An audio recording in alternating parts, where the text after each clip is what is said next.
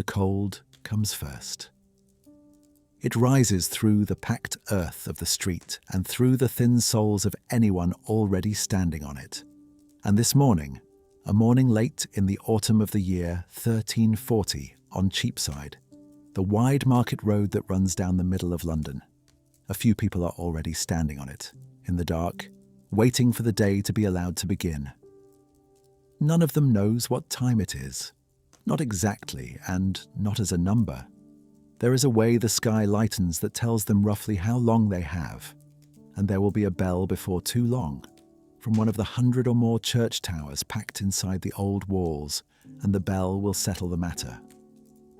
Until then, they wait in the dark and stamp their feet against the cold, and not one of them finds this strange, because almost none of them has ever seen a clock. The cold then, and after the cold, the smell, because the fires are being woken now. In 100 kitchens along this street and the lanes running off it, someone is crouched over last night's embers, blowing softly, feeding in a little dry kindling, coaxing back the small household fire that the whole of the coming day depends on. The smoke works its way out under the eaves and settles low over the road, and it carries with it the older, colder smell that never quite leaves this place.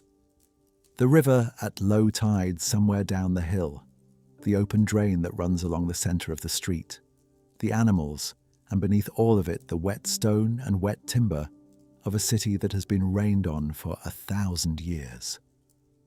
A shutter is unhooked overhead. A cart starts to move, its wheels loud on the hard ground. A dog answers it from a yard somewhere, and the grey begins, at last, to come up behind the towers to the east. This is London in the reign of Edward III, and it is the largest city in England by a distance that is difficult to put into ordinary terms. Inside its old wall, the wall the Romans left, patched and raised and pierced with gates that are locked at dark and opened at dawn, there live as many as 80,000 people, more than in any other town in the kingdom. More than most of the people standing here in the dark could count if they tried. You would not, from where they are standing, be able to see the size of it. You would see the one street and the church at the far end, and the upper stories of the houses leaning in overhead as if to keep the warmth.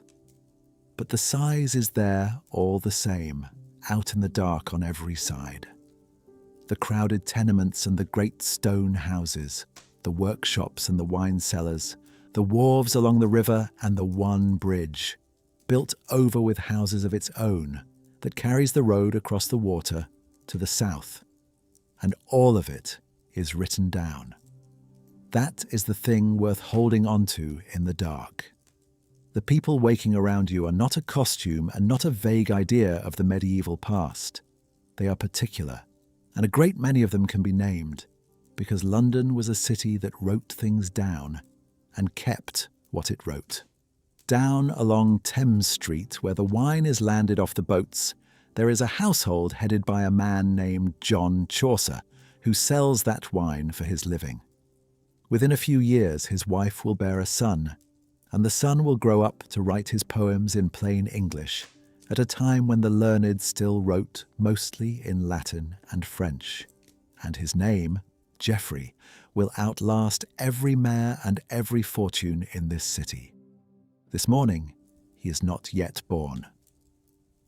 This morning his father is asleep or waking in a house that smells of the river and the cellar, one household among tens of thousands, on an ordinary cold morning that no one thought worth recording, and that we would know nothing about at all had the city not been the kind that kept its books.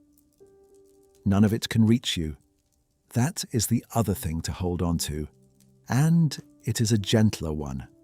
The Cheapside of that morning is 700 years gone.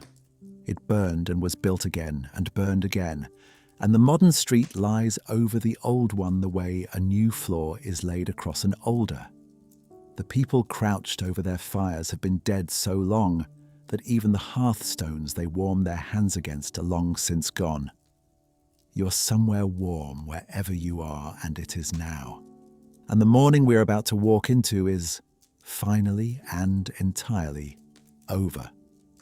There is no danger left in it. What we do when we go back into a morning like this one is not to raise anybody up, and it is not to pretend. It is only to read slowly and with some care what a great many unremarkable people happen to leave behind, and to stand a little while in the doorway of a day that mattered enormously to the ones living it, and to no one at all in the long time since. So before we step into that cold and wait with them for the bell, if you find yourself drawn to this kind of slow walk, back through an ordinary day, a long way from now, then consider subscribing and staying on with us for the hours to come. There are a great many more of them ahead, more cities and more mornings, more lives lived before ours. And if you would, tell us in the comments where you are listening from tonight, your city, and the hour it happens to be where you are. It is a quiet sort of pleasure to see how far a single old morning can travel between dusk and dawn.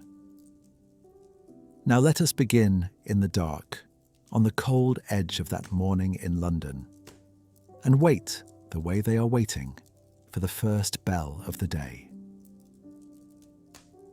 And then the bell. It comes from somewhere close, from one of the churches whose towers stand almost within arm's reach of one another, in this crowded quarter of the city, and within a breath or two it is answered by others further off, until the cold air above the roofs is full of the sound of it. This is how the day is allowed to begin. Not at a number, and not because some hand has crept round to a mark on a dial, but because there is light enough now to work by, and the bells have given that first grey light its shape. What the bells are ringing is one of the offices of the church, the round of prayers that turns through the whole of the day and the night, kept in the churches and the religious houses, whether or not the rest of the city troubles to listen. Deep in the night there was matins sung in the dark.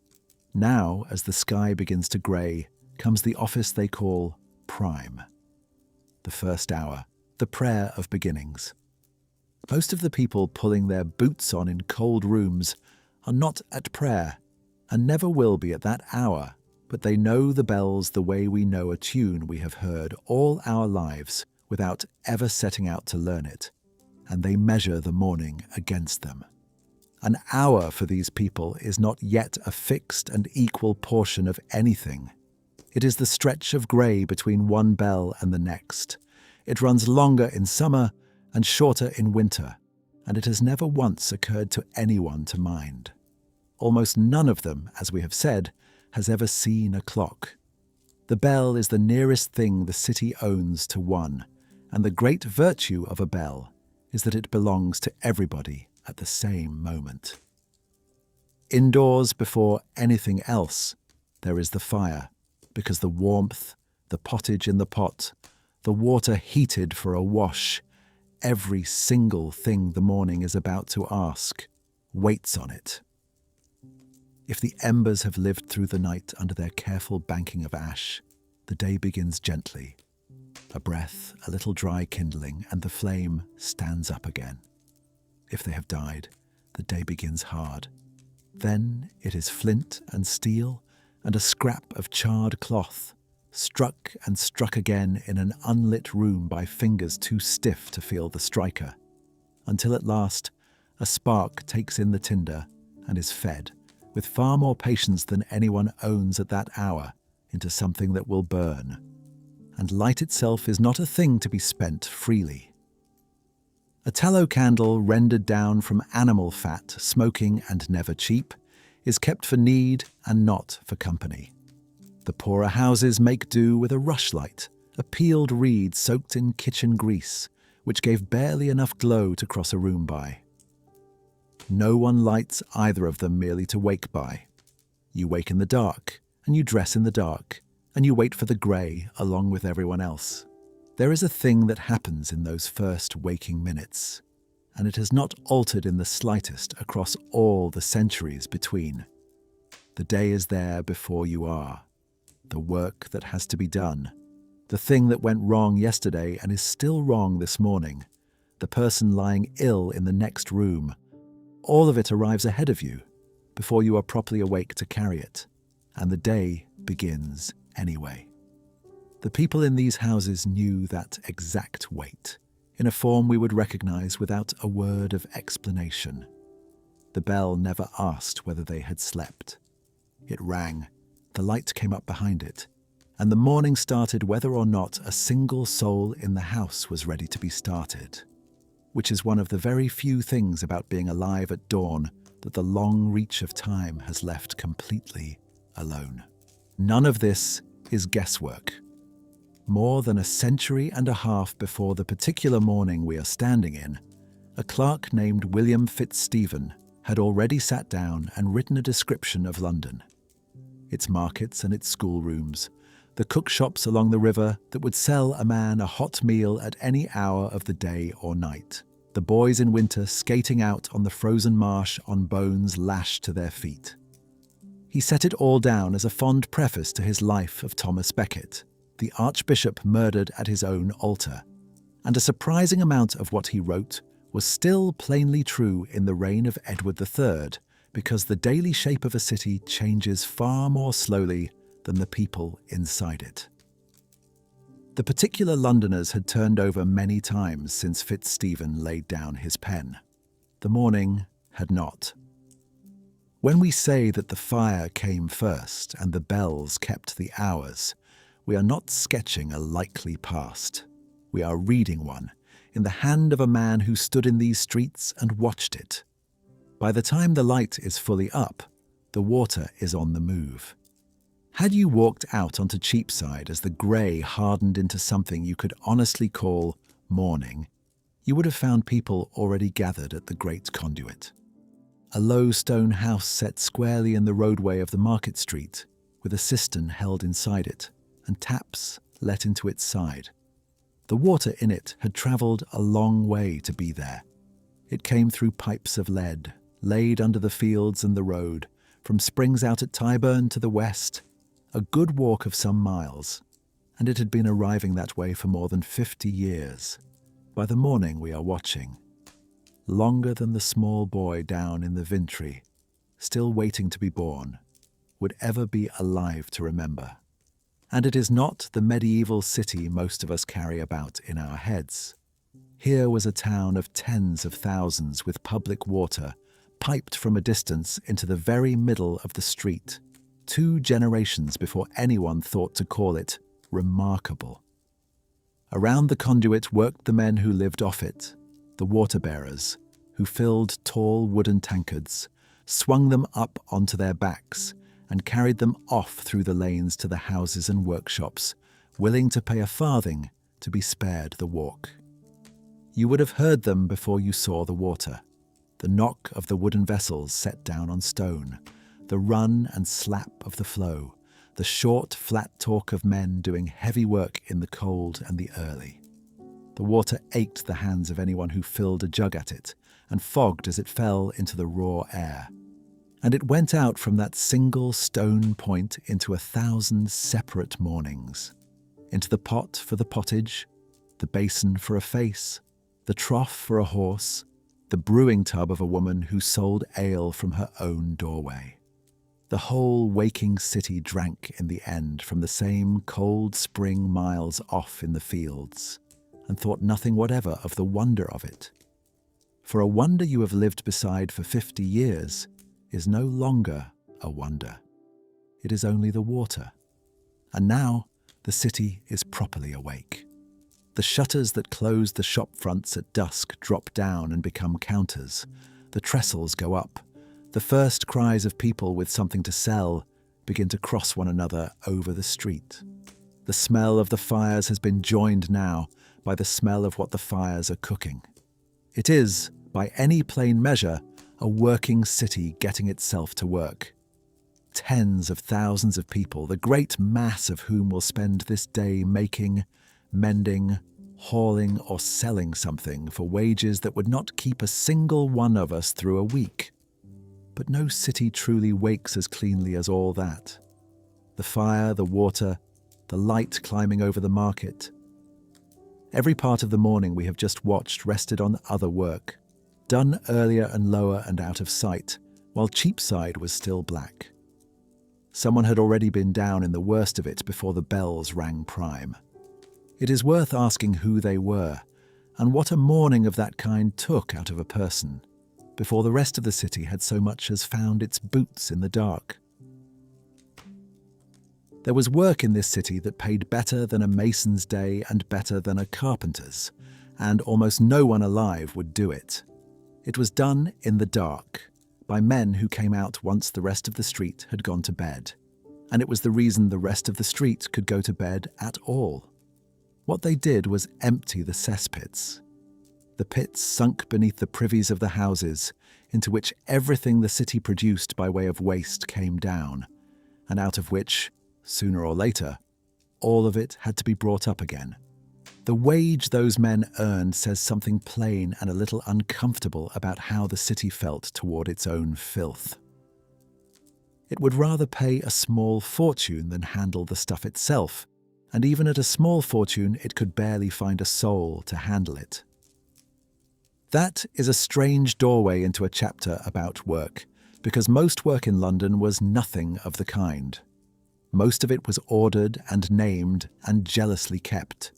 The city ran on its crafts, the weavers and the dyers, the goldsmiths, the cordwainers who made the shoes, the coopers who bent the barrels, the skinners and saddlers and 100 trades besides.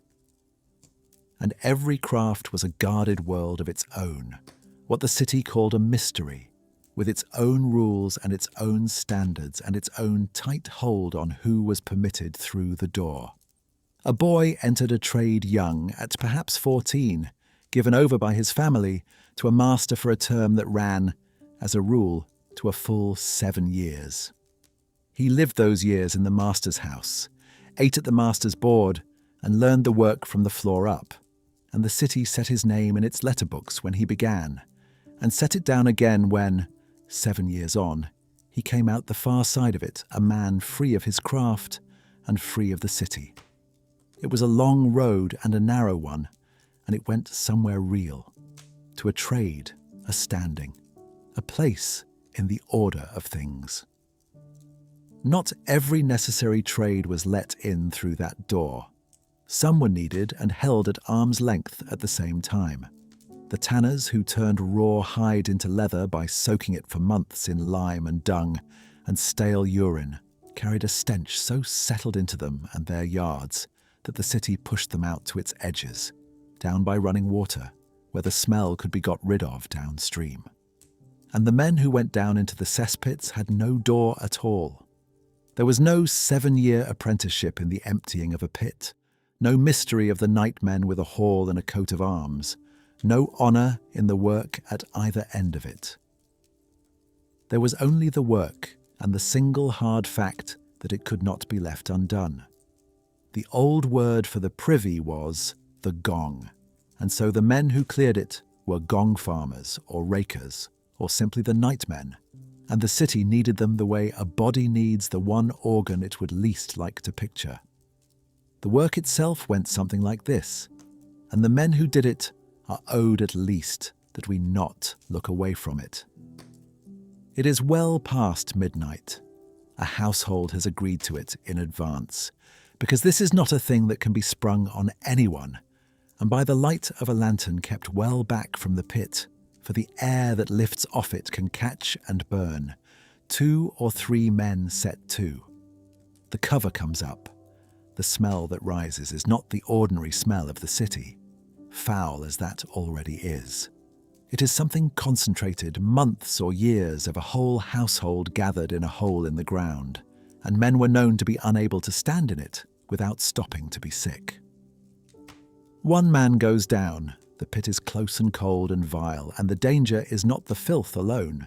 The air in a deep old cesspit can be a kind that kills quietly, that lays a man down and never lets him rise, so that now and then the record shows one going in and simply not coming out.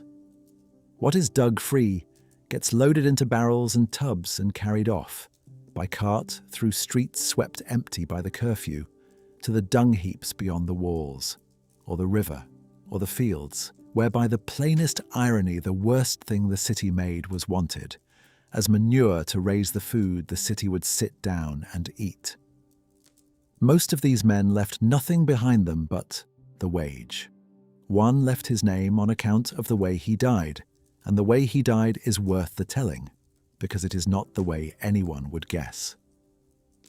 In the year 1326, the city's coroner set down the death of a man called Richard the Raker, one of these very cleaners. He did not die down a stranger's pit, overcome by the air, which is the death you would write for him if you were making it up. He died at home and on what came to his day of rest.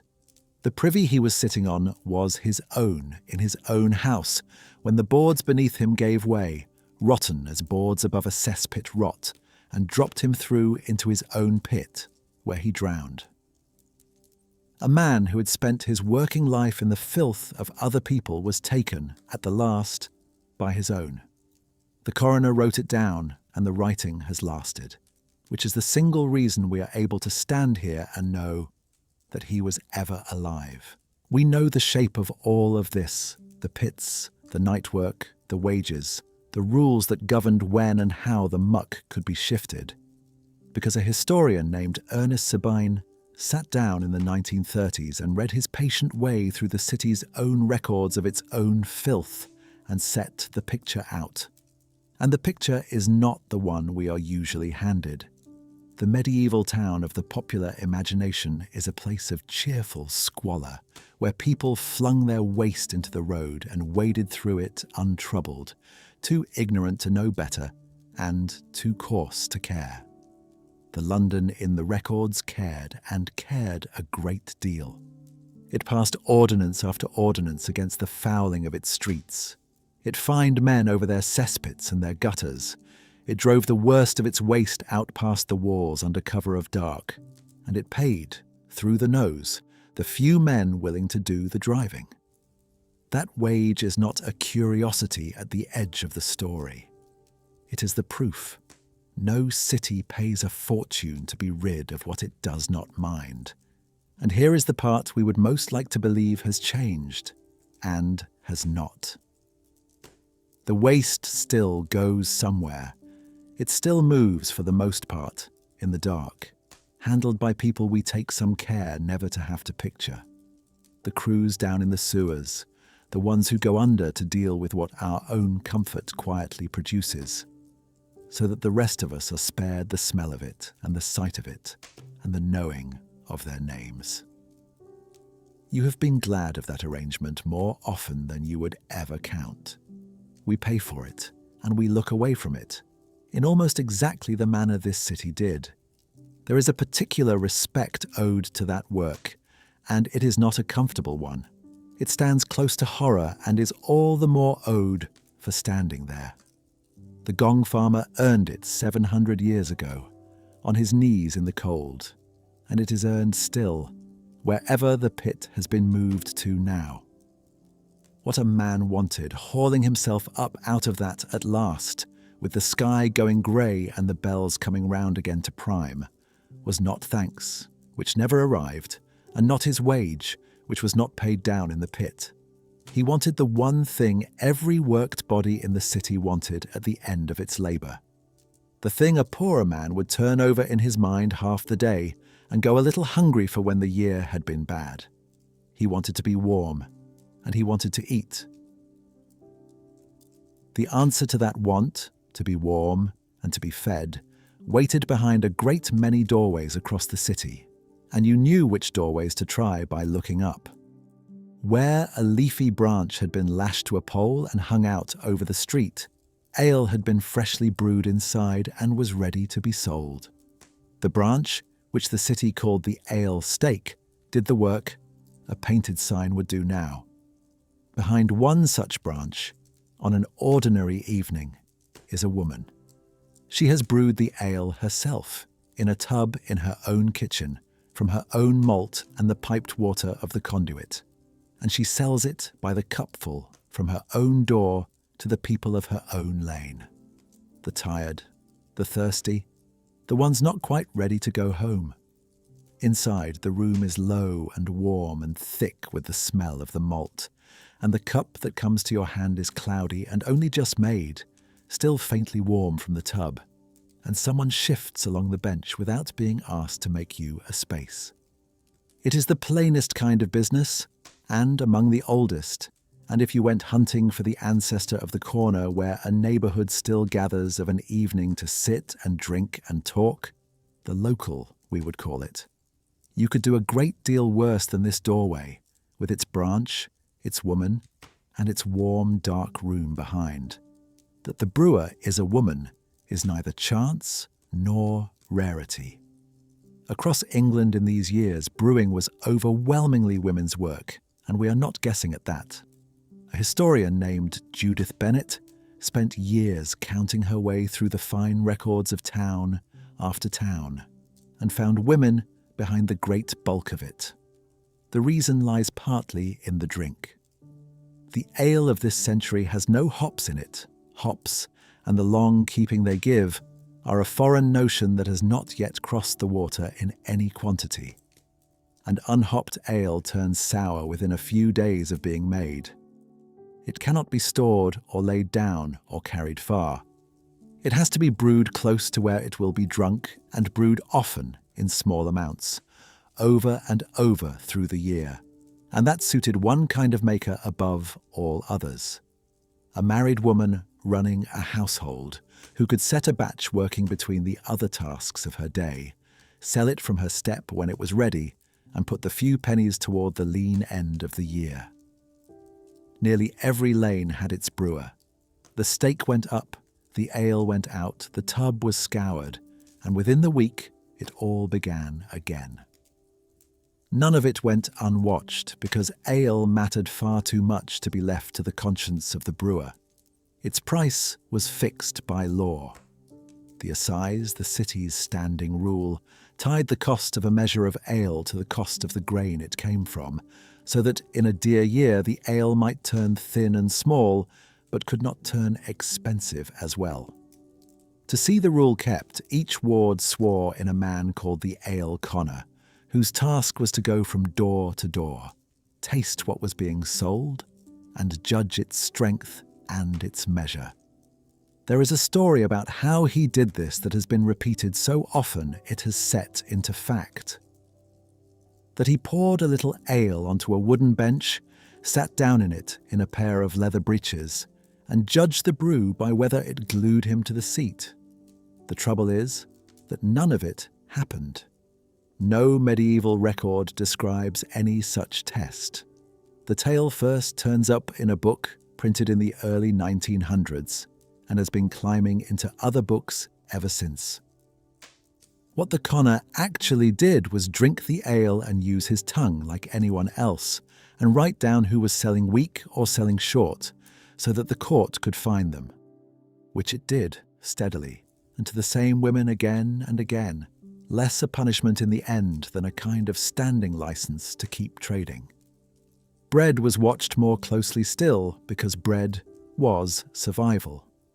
It was the thing a poor household laid out most of its money on, and the law that ruled it, the assize of bread, worked much as the ale rule did. The price of the loaf held steady, a farthing or a penny, while its weight rose and fell with the price of wheat, so that a penny bought roughly a penny's worth of bread, whatever the harvest had done to the world. A baker who cheated the weight was robbing everyone at once, and the city answered such things hard. Not long before our morning, in the year 1327, the bakers of London were caught in a fraud so tidy it is almost to be admired.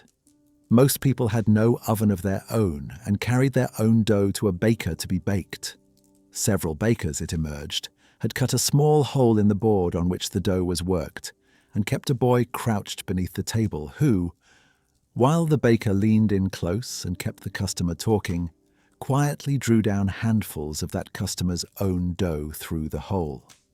The case survives in the city's records, gathered up and translated centuries later by a scholar named Henry Riley, and the sentence survives with it.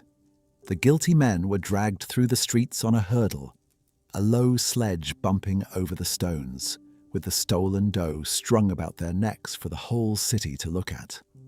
What the bread and the ale sat beside on most tables was pottage, the thick and endlessly changeable pot of grain and pulses, and whatever green thing the season offered, lifted now and then by a scrap of bacon, kept simmering over the fire and eaten day upon day. It was not a feast, it was fuel, and it was most of what most people ate, most of the time with bread to fill the corners and ale to carry it down. For those with no fire to keep a pot on, the very poorest, the newly arrived, the labourers lodging in a single rented room. The city kept an answer that Fitzstephen had praised a century and a half before, and that was busier now than ever. The cookshops down by the river where hot food could be had, ready-made at any hour of the day or night. A cut of roast, a baked pie, a dish of something warm, carried off in the hand and eaten as you walked. A town of this size fed a great many people who had no means to cook for themselves, and it fed them, on the whole, well. Above the ale and its penny cupful stood wine, and wine belonged to a grander room. An alehouse sold ale and was often no more than the front room of a woman's house. A tavern sold wine, was a rung higher in the world, was kept by men, and drew those with a little more to spend. The wine had come a long way to be poured. Most of it up from Gascony, from the country around Bordeaux, and landed at the wharves of the Vintry, the riverside quarter where the trade kept its cellars, and where, as it happened, a vintner named John Chaucer kept his own. The quantities were larger than almost anyone now would guess. In a good year, something close to 20,000 great casks of wine came into England, and each cask, each ton, held better than 250 gallons of it. Wine in this city was not a rare thing locked away for lords. It was drawn by the gallon at a price the law watched as closely as it watched the bread, and sold to ordinary people across the ordinary taverns of the town. It could not run on all night. The same curfew bell that had shaped the city's evenings for as long as anyone could remember closed the taverns and the alehouses along with everything else. When it sounded, the drinking was meant to end, the doors to close, and whoever lingered in the streets afterward became a night walker, a figure the watch might stop and question. But there were hours before the bell, and for a great many people those hours were the best that the day had to give. The work was behind them. The room was warm and crowded and loud. There was bread on the board, and ale in the cup, and the particular ease that comes only of sitting shoulder to shoulder with other people at the end of something hard. And in that warmth, over that shared cup, a good deal more than the day's news moved between them. It was here, as much as anywhere in the city, that a young man and a young woman first took the quiet measure of one another, and that the vast and delicate question of who would spend a life with whom began, without anyone quite deciding to begin it. You can still find the place where a great many of these promises were made.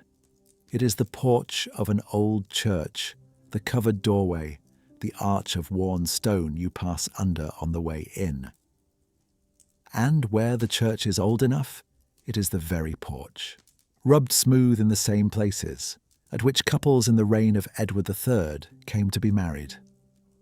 For a medieval wedding did not take place at the altar, deep inside the building, but here at the threshold, out in the open air, before the priest and before whoever from the parish had come to watch.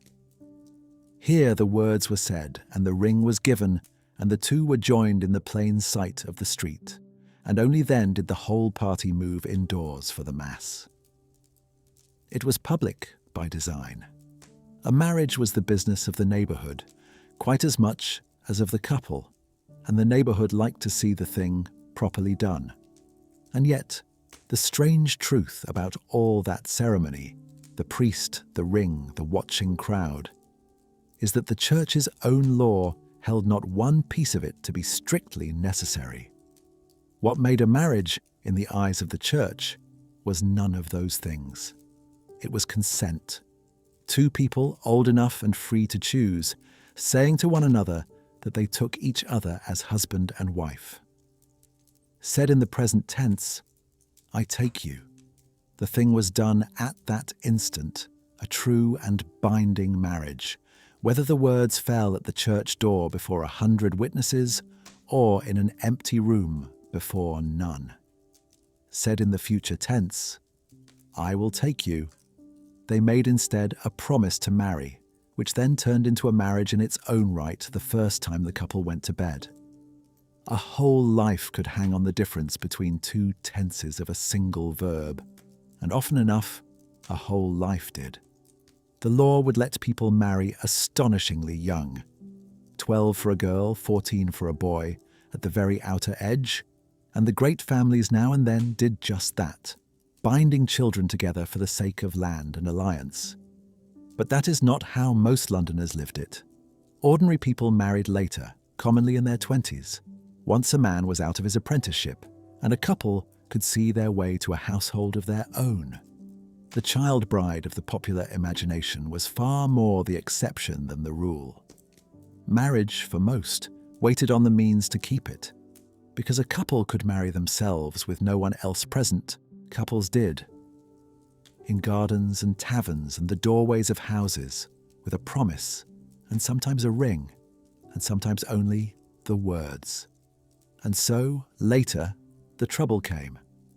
One would say it had happened and the other that it had not, or that it had been the future tense and not the present, and the matter would land before the church's courts to be picked apart.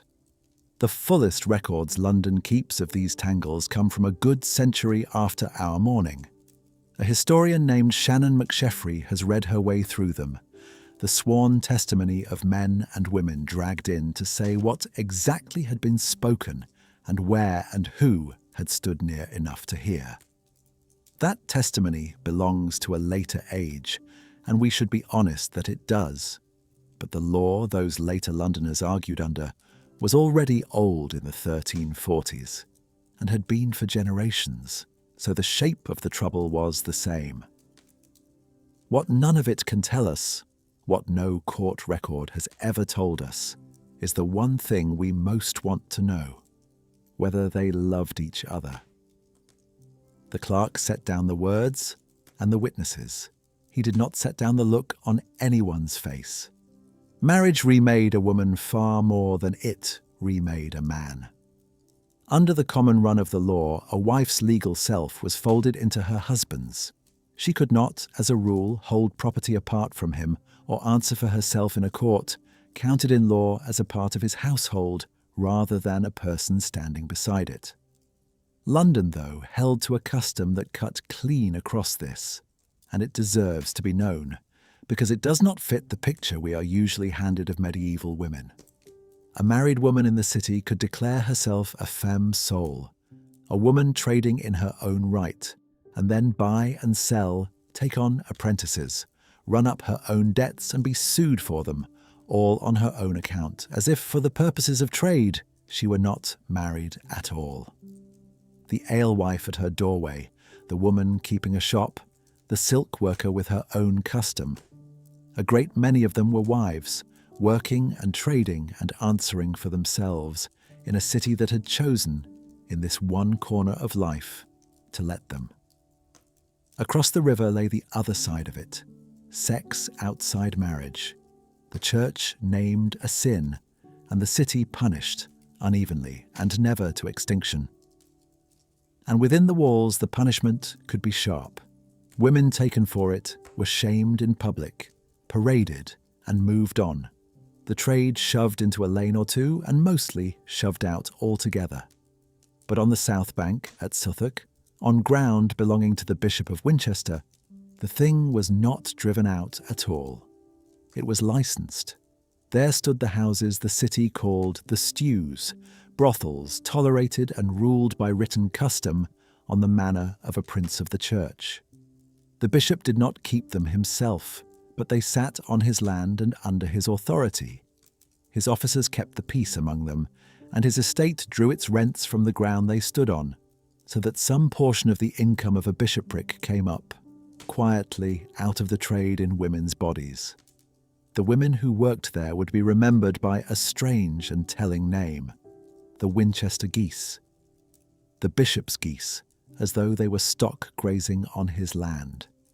There were written rules for the running of the houses, though the versions that have come down to us were set down later than our morning and cannot simply be read back into it. What is not in any doubt is the arrangement itself, that the city held its sin at arm's length across the water, and that the arm it held it at belonged to a bishop. It is easy at 700 years remove to feel very far from all of this, and then to read a single line of it and feel no distance at all. People still stake the whole of a life on a few words said aloud to one other person. We still argue long afterward over what was truly promised and what was only half meant. And nothing in these old quarrels will feel stranger to you than how little of it needs translating. And the imbalance that let a bishop draw rent from women he might also have punished, the weary old arrangement by which one act shames a woman and scarcely touches a man, is not something anyone requires a history book to recognize. The heart and the unfairness that forever gathers around it have turned out to be among the most stubborn and unchanging things the whole record holds. Most promises in the end were kept, or were at least carried. But when one was broken or flatly denied or soured into something that two people could never settle between themselves in a doorway, it went where everything unsettled in the city finally went. It went to the law. And the law of this place, once it was crossed, was neither quiet nor kind. As anyone brought before, it was shortly to learn. The noise reaches the far end of the market before you do. A thick, rolling, jeering sound, the particular sound of a crowd that has found something to look at. By the time you have pushed your way into it, you are one body among hundreds, packed tight into Cheapside, moved a little on your feet by the press of everyone else. At the front, raised on a small platform so the whole street can see, a man stands with his head and his hands locked through the holes of a heavy wooden frame, the pillory, unable to turn away, unable to cover his face. And beneath him something is burning. It is not a fire for warmth. It is a small, deliberate, foul-smelling fire made of the very thing that put him there. A heap of rotten fish, let us say, or spoiled meat he had tried to pass off as sound, set alight directly beneath him, so that he must breathe the smoke of his own cheating while the city stands and shouts up at him what it thinks of him. You are close enough to smell it too. This was not cruelty for the sake of cruelty, though it was cruel enough. It was a lesson, mounted with care, and its meaning was built to be read by everyone present without a word of instruction. The same collection of the city's records that remembers the bakers and their stolen dough is thick with punishments like this one. And reading through them, you begin to see how precise the theatre was. The man who sold putrid fish stood in the pillory while the fish smoked beneath him. The one who sold wine gone to vinegar had the wine poured out over his head. A false loaf, a short measure, a base thing gilded to look like a fine one. Each cheat was made to wear his particular fraud, strung about his neck or burning at his feet, so that the punishment did not only hurt the man, but named him. The crowd was not merely allowed to jeer. The crowd was, in a real sense, part of the sentence. Shame was the whole purpose, and shame needs an audience, and the audience always came. It is tempting to read all this as the medieval city of our imagination, brutal, lawless, a mob entertaining itself with a wretch's misery. It is very nearly the reverse of the truth. What looks to us like chaos was one of the most doggedly ordered things about the entire place. There was no police force, and there could be none, in a world that had never conceived of the idea. In its place stood the community itself. When a thief ran, the person robbed raised the hue and cry. A shout caught up at once by everyone within hearing that turned each bystander in the street into a constable on the spot, bound to drop whatever was in his hands and join the chase, and liable to a fine himself if he hung back. Over the shouting sat the courts, the ward mote in every district, the two sheriffs, the mayor's own court, each with its clerks and its procedures and its careful matching of an offence to its set penalty. And everything was written down. The spoiled fish, and the name of the man who sold it, the exact words of his sentence, the day, the place, in a city that trusted almost nothing to memory. The scene in the market was loud and coarse and hard to watch. Underneath it was a machine. Not all of it came down on men. The pillory itself was a man's punishment. For women, the city kept a different instrument, the thew, a shaming frame of their own, with its own grim little procession to reach it. A woman judged to have sold short or kept a disorderly house, or scolded too loudly and too often, could be led through the streets to the thew with a rough clatter of pans and horns, going ahead of her to gather the crowd, and stood up there to be stared at exactly as the men were. The same act, as we have already found in another corner of the city's life, was seldom weighed the same in a woman's hand as in a man's. But the market's rough justice, at least, was content to shame either of them. None of this sits as far from us as we would like it to. We no longer clamp a cheat into a wooden frame, but we have not surrendered a shred of our appetite for watching one laid bare.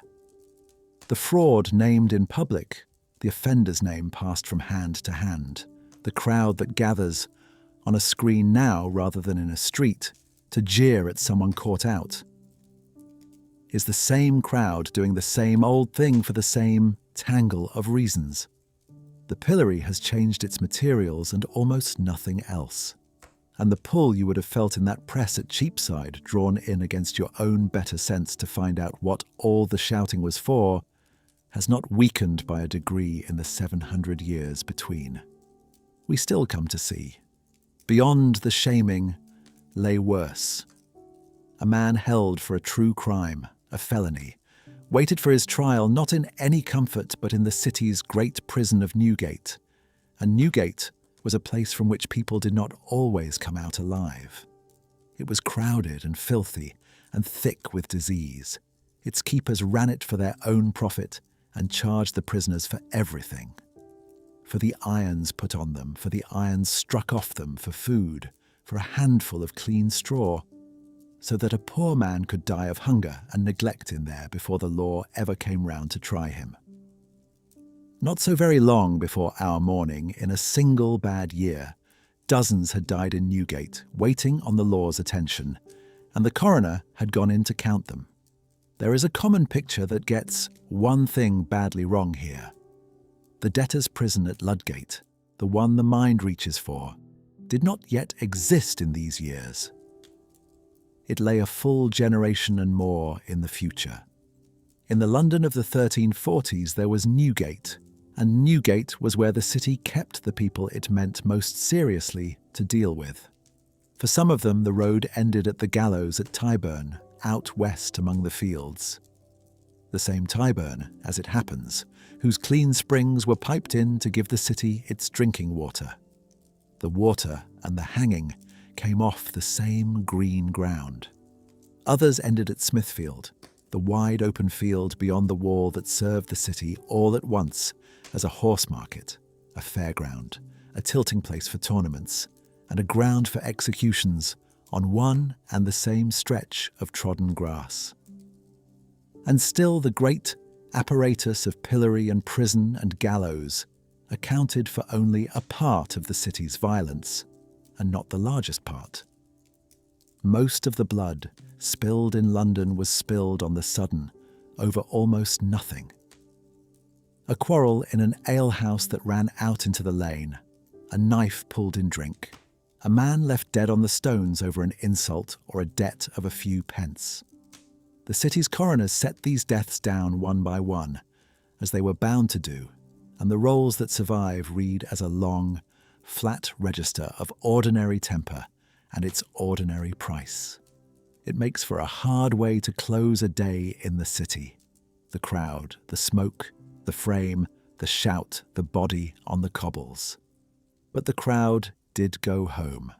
The market emptied, the pillory stood bare on its post, and every one of the people who had gathered to watch and to jeer walked back through the falling light to their own door, and pulled it shut behind them, on a small, close room that the whole loud public world of the street had no right to enter, and that was, whatever else the city took from them, theirs. The strange thing about that room, the one they had pulled the door shut on, is how many people were inside it. We tend to picture the past as roomier than our own age, all those small populations scattered thin across all that open country and out in the fields that was true enough. Within the walls of the city, it was the reverse. A single household. And by household, the age meant not merely a family, but everyone who lived and worked beneath the one roof, the husband and wife and children, and with them the servants and the apprentices bound to the trade. A whole household of that kind might cook and work and sleep in a room or in two. Privacy, in the sense we spend a great deal of money on now, was not so much rare as unimagined. You were almost never alone, waking or sleeping from the day you were born to the day the neighbours came in to lay you out. At the poorest end of the city, this was simply the shape of a life. A labourer and his family rented a room, or a part of a room, or the space above a workshop or behind a shop, and into that space went the whole of their living. There they cooked, if they had a fire. There they kept the few things they owned. There, when the day was done, they lay down together on the floor. That floor was strewn with rushes, reeds and straw spread over the beaten earth or the boards, swept out and renewed when it could be managed, to take up the damp and the dirt. And across the rushes, packed close, the household slept. Often there was no chimney at all. The smoke of the fire found its own way out through a gap under the eaves or a hole cut in the roof, and hung about the room in the meantime, so that cold and smoke together were the two settled conditions of a poor winter indoors, and not much could be done about either. It was cramped and it was hard, and we do these people no service by dressing it up as something gentler than it was. The rich lived very differently, but not, in the end, as far from the poor as we might think. A prosperous merchant's house was built around its hall, the tall central room, warmed by a proper hearth, where the household gathered and ate and carried on much of its business.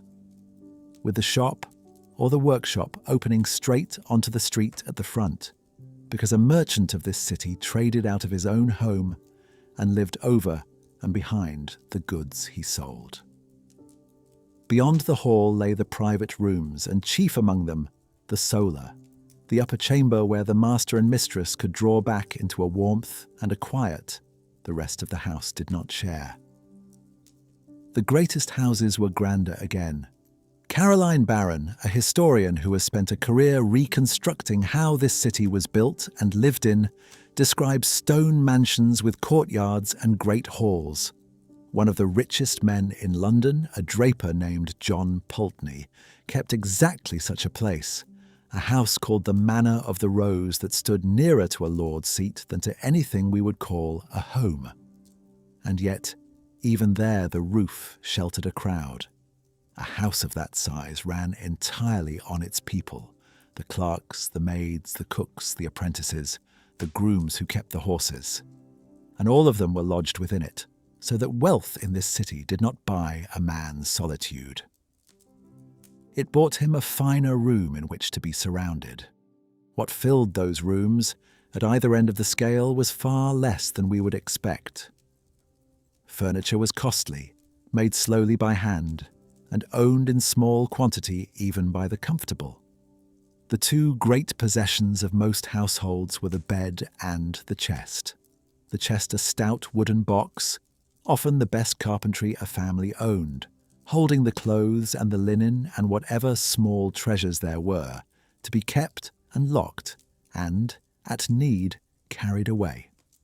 For a table there were boards laid across trestles, set up for a meal and taken down after it, so that the same span of floor served for eating and, later, for lying on.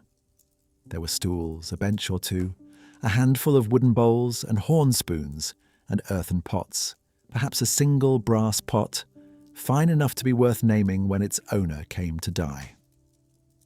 A poor family's whole worldly estate could be counted off in a breath. Even a rich family owned a fraction of what we would think a bare beginning, and prized each piece of it accordingly. The bed above all. For anyone who could afford a proper one, the bed was not the thing we replace without a thought, but a real and serious structure. A frame, a mattress of flock or feathers, bolsters, sheets, a coverlet, and, for the well-to-do, a set of hangings to pull against the cold and the draught. And it was valuable enough that people set it down in their wills by name. This bed, with these hangings, to this child, as carefully as they left a house or a strip of land. Around and beneath the best bed, the rest of the household settled as its rank allowed. The children lay together, the servants together, the apprentices on pallets in the hall or up in a loft, everyone within reach of the banked warmth of the fire, everyone within a few feet of everyone else in the dark. To share a bed was the most ordinary thing in the world. Children shared, servants shared. A traveller at an inn expected to share with a stranger and thought nothing of it. The notion that a bed is a private country belonging to one person, or to two, is a comfort of a much later and much warmer world. The house at night, once the fire was banked and the last of the light was gone, was a warm, close, breathing dark, full of people you had known your whole life, ranked through the rooms by their standing, but pressed near enough that you fell asleep to the sound of them and woke to it. We have bought our way out of almost all of this, and for the most part, we are right to be glad. The private room, the quiet, the bed that is nobody's but yours, are real gains, paid for in a warmth we no longer have to gather from other bodies just to last the night. But the old closeness held something the comfort has cost us, and it is not sentiment to say so.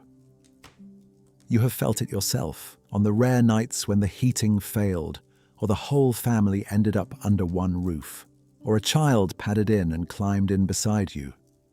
The plain animal ease of not being alone in the dark, of warmth shared because there was no other way to keep it. That was the settled condition of a life here, not its exception. And everything that warm, crowded house drew in across a day, the water carried up from the conduit, the food, the ale, had in the end to leave it again, tipped out at the back into the gutters and channels that all ran the same way, downhill, toward the wide grey water that had made the city in the first place, and that carried off everything the city was done with. Follow the water down, and you come, in the end, to the river. At low tide it announces itself before you see it. The smell of mud and salt and weed laid bare, of fish and tar, and the 10,000 things the city has let go of, all of it uncovered across the wide brown foreshore.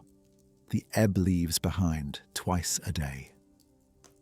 At the full of the tide it is another thing entirely. A wide, brimming sheet of grey-brown water sliding past the wharves with a slow and enormous patience.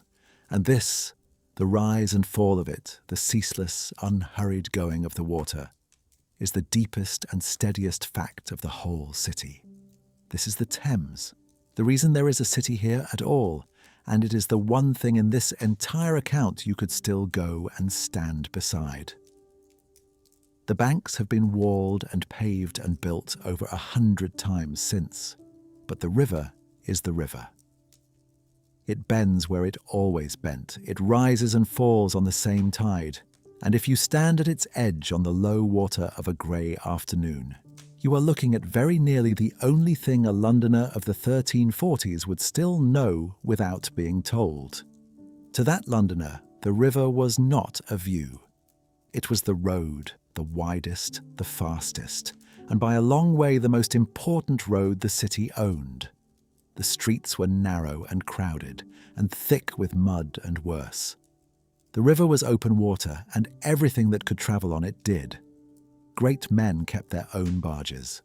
Ordinary people called for one of the little rowing boats, the wherries, that waited at the stairs and landing steps all along the bank, and paid a waterman a coin to be pulled over to Suffolk, or up to Westminster far more quickly than they could ever have walked it. Goods moved the same way by the barge load, up from the sea and down from the country. And all of it kept to the timing of the tide, which ran up the river on the flood and back down on the ebb, so that the whole traffic of the water breathed in and out twice a day. And a person arranging to be somewhere arranged it, as often as not, around the state of the water rather than the state of the light. The river fed the city as well as carrying it. The Thames of these centuries was still a living fishery, its waters holding fish that would astonish anyone who has only known the modern river. Eels in their season, flounder and smelt, and salmon enough to be a real part of what the city ate. Below the bridge, on the northern bank, lay Billingsgate, the wharf and market where much of that catch came ashore, and where boats put in with every other sort of thing besides, so that the smell of fish and the shouting of the people selling it became one of the fixed facts of that stretch of the shore. The river gave and the city took, and both had been at it for as long as there had been anyone here to cast a net. Across all of this ran the one great crossing, London Bridge, and it repaid stopping to look at, because there was nothing else in the world quite like it. It was the only bridge over the Thames at London, a long line of stone arches carried on massive piers. And it was not, as a bridge is now, a bare span you cross without a thought. It was a street. Houses and shops were built the whole length of it, out over the water on either side, so that people were born and traded and slept and died on a bridge above a river running fast beneath their floors. And it did run fast. The piers were so broad and so many that they choked the channel. The water heaped up on the upstream side and tore through the narrow gaps between them in a fall you could hear from the bank, and that could and did drown the careless. So that a waterman with any sense would set his passengers ashore to walk around the worst of it rather than try to shoot the arches at the wrong turn of the tide. The whole enormous thing kept itself standing out of the rents of the houses crowded upon it. Midway along stood a chapel dedicated to Thomas Becket, the same murdered archbishop whose life a London clerk had opened with his fond description of this city. Pilgrims bound for the shrine at Canterbury could stop and pray on the bridge before they set out. There was a drawbridge, too, that could be raised to let a tall ship through or to keep an enemy out. And at the Southwark end, above the gate, the city kept a colder kind of sight. The heads of men put to death for treason, fixed on spikes over the road as a warning to all who crossed. How many were up there on any given day in the 1340s we cannot say with any confidence. The record does not run to that. But that the practice was old and continuing is not in doubt. Upstream of the bridge, the wharves gave themselves over to one particular trade. This was the vintry, where the wine came in. The the same Gascon wine we watched being poured out in the taverns, carried up the river in casks and swung ashore on great tackles of rope and timber, one heavy cask after another, to be rolled down into the cellars that honeycombed the ground beneath. It is a place we have glanced at once already, because a vintner of this quarter, a man named John Chaucer, kept his own cellars along Thames Street, and somewhere in these years, the exact year is not certain, which is fitting enough since almost nothing about his early life is, a son was born to him. A merchant's child then, small underfoot among the casks, and the rivermen, and the smell of spilled wine soaked deep into old wood, learning the river before he could have told you its name. His name was Geoffrey, and he would grow up to make the English language do things it had never done before. But the trade he was born into was already past its best, and that is the quiet, uncertain sadness lying under the whole scene. In one astonishing year, a generation before his birth, more than 100,000 casks of wine had come out of Bordeaux. By the time the boy was steadying himself against the barrels, the war with France had begun to close that vein, and the great years of the Vintry were behind it, though no one working the wharf that morning could have told you by how much. The river took, too, as much as it gave. Everything the city was finished with found its way down to the water in the end, and the water carried it off, seaward, on the ebb. Which is a cleaner way of putting it than the truth deserves, but it was, in its rough and tidal way, how the city rid itself of most of what it could not use.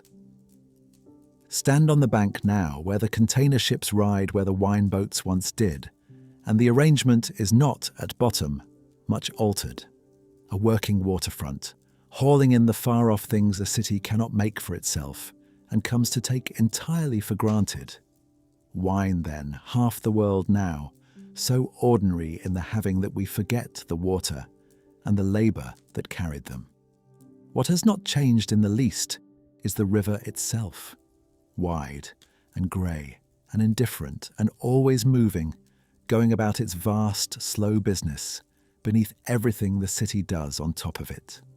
It is going out now, the tide, drawing down off the foreshore and pulling seaward, and it is taking the day's leavings with it, down past the bridge and away.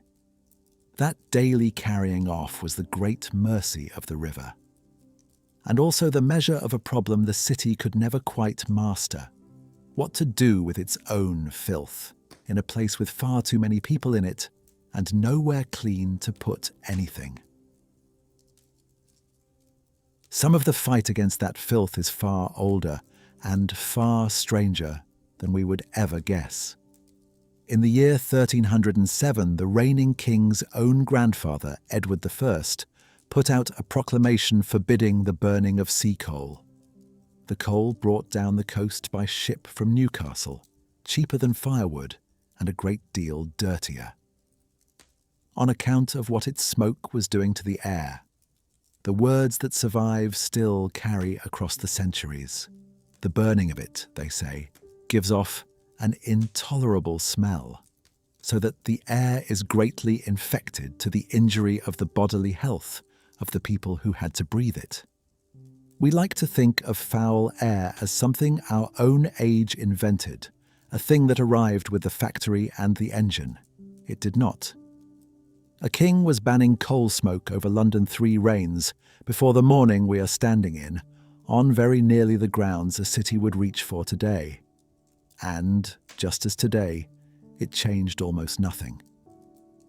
The coal was cheap and the firewood was running short, so people burned what they could afford, and the smoke went on settling over the roofs on a still day and mixing with the wood smoke into one low grey haze.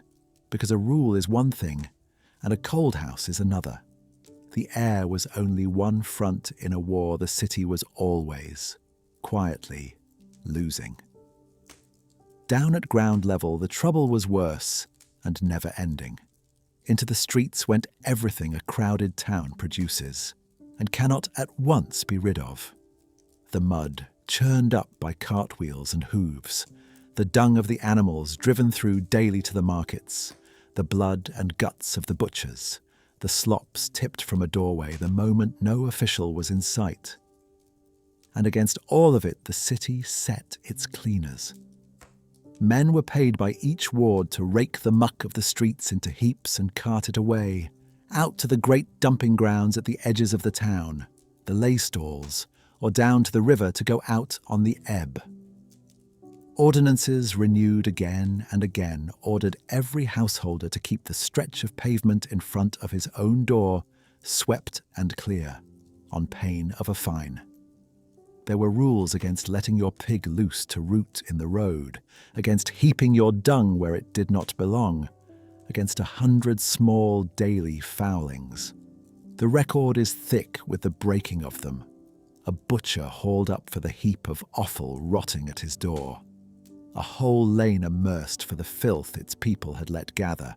A man ordered to be rid of the pigsty whose reek his neighbours could no longer stand.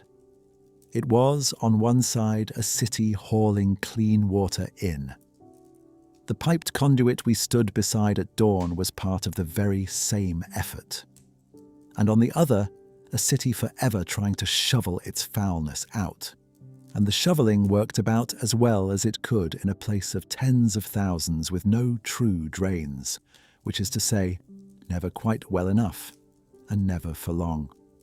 Where the filth turned personal was underground in the cesspits.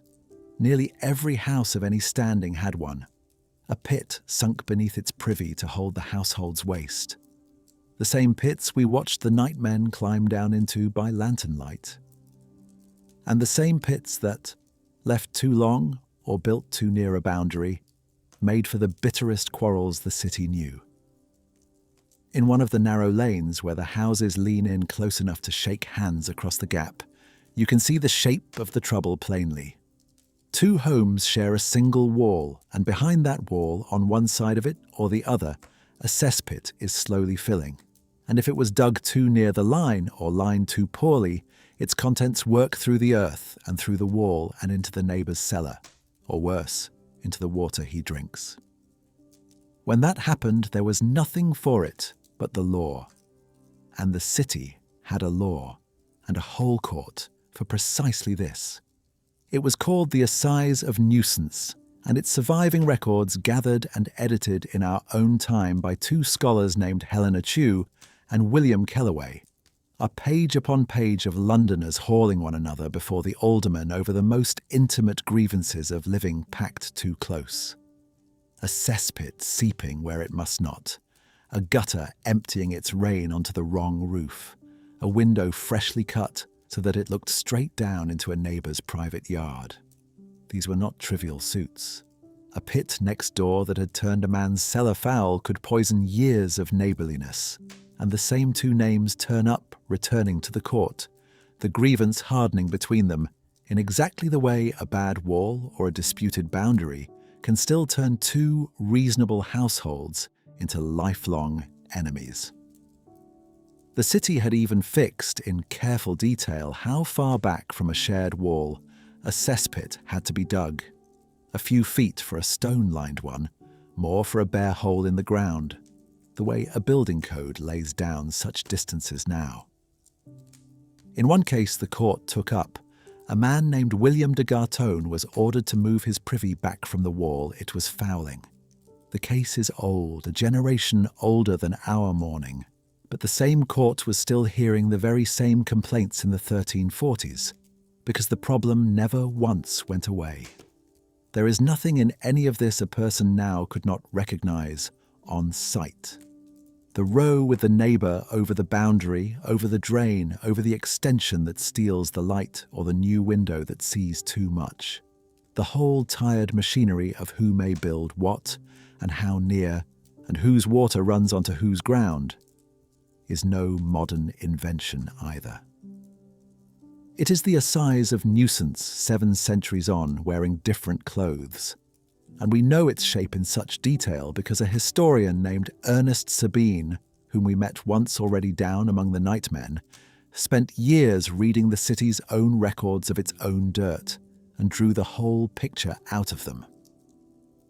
What that picture shows is not a people wallowing happily in their mess, as the old story would have us believe. It shows a city that minded intensely, that argued and legislated and sued and swept and dug its pits to code, and that lost the war anyway. It is hard not to feel a grudging admiration for the effort precisely because it failed. The failure was not a failure of caring, it was a failure of sheer scale, the kind that any great mass of human beings, packed tightly enough together, will run into in the end. There were simply too many people and nowhere clean to put what all those people made. But every proclamation and every assize and every ordinance endlessly renewed rested on the same unspoken thing. Someone had made these rules.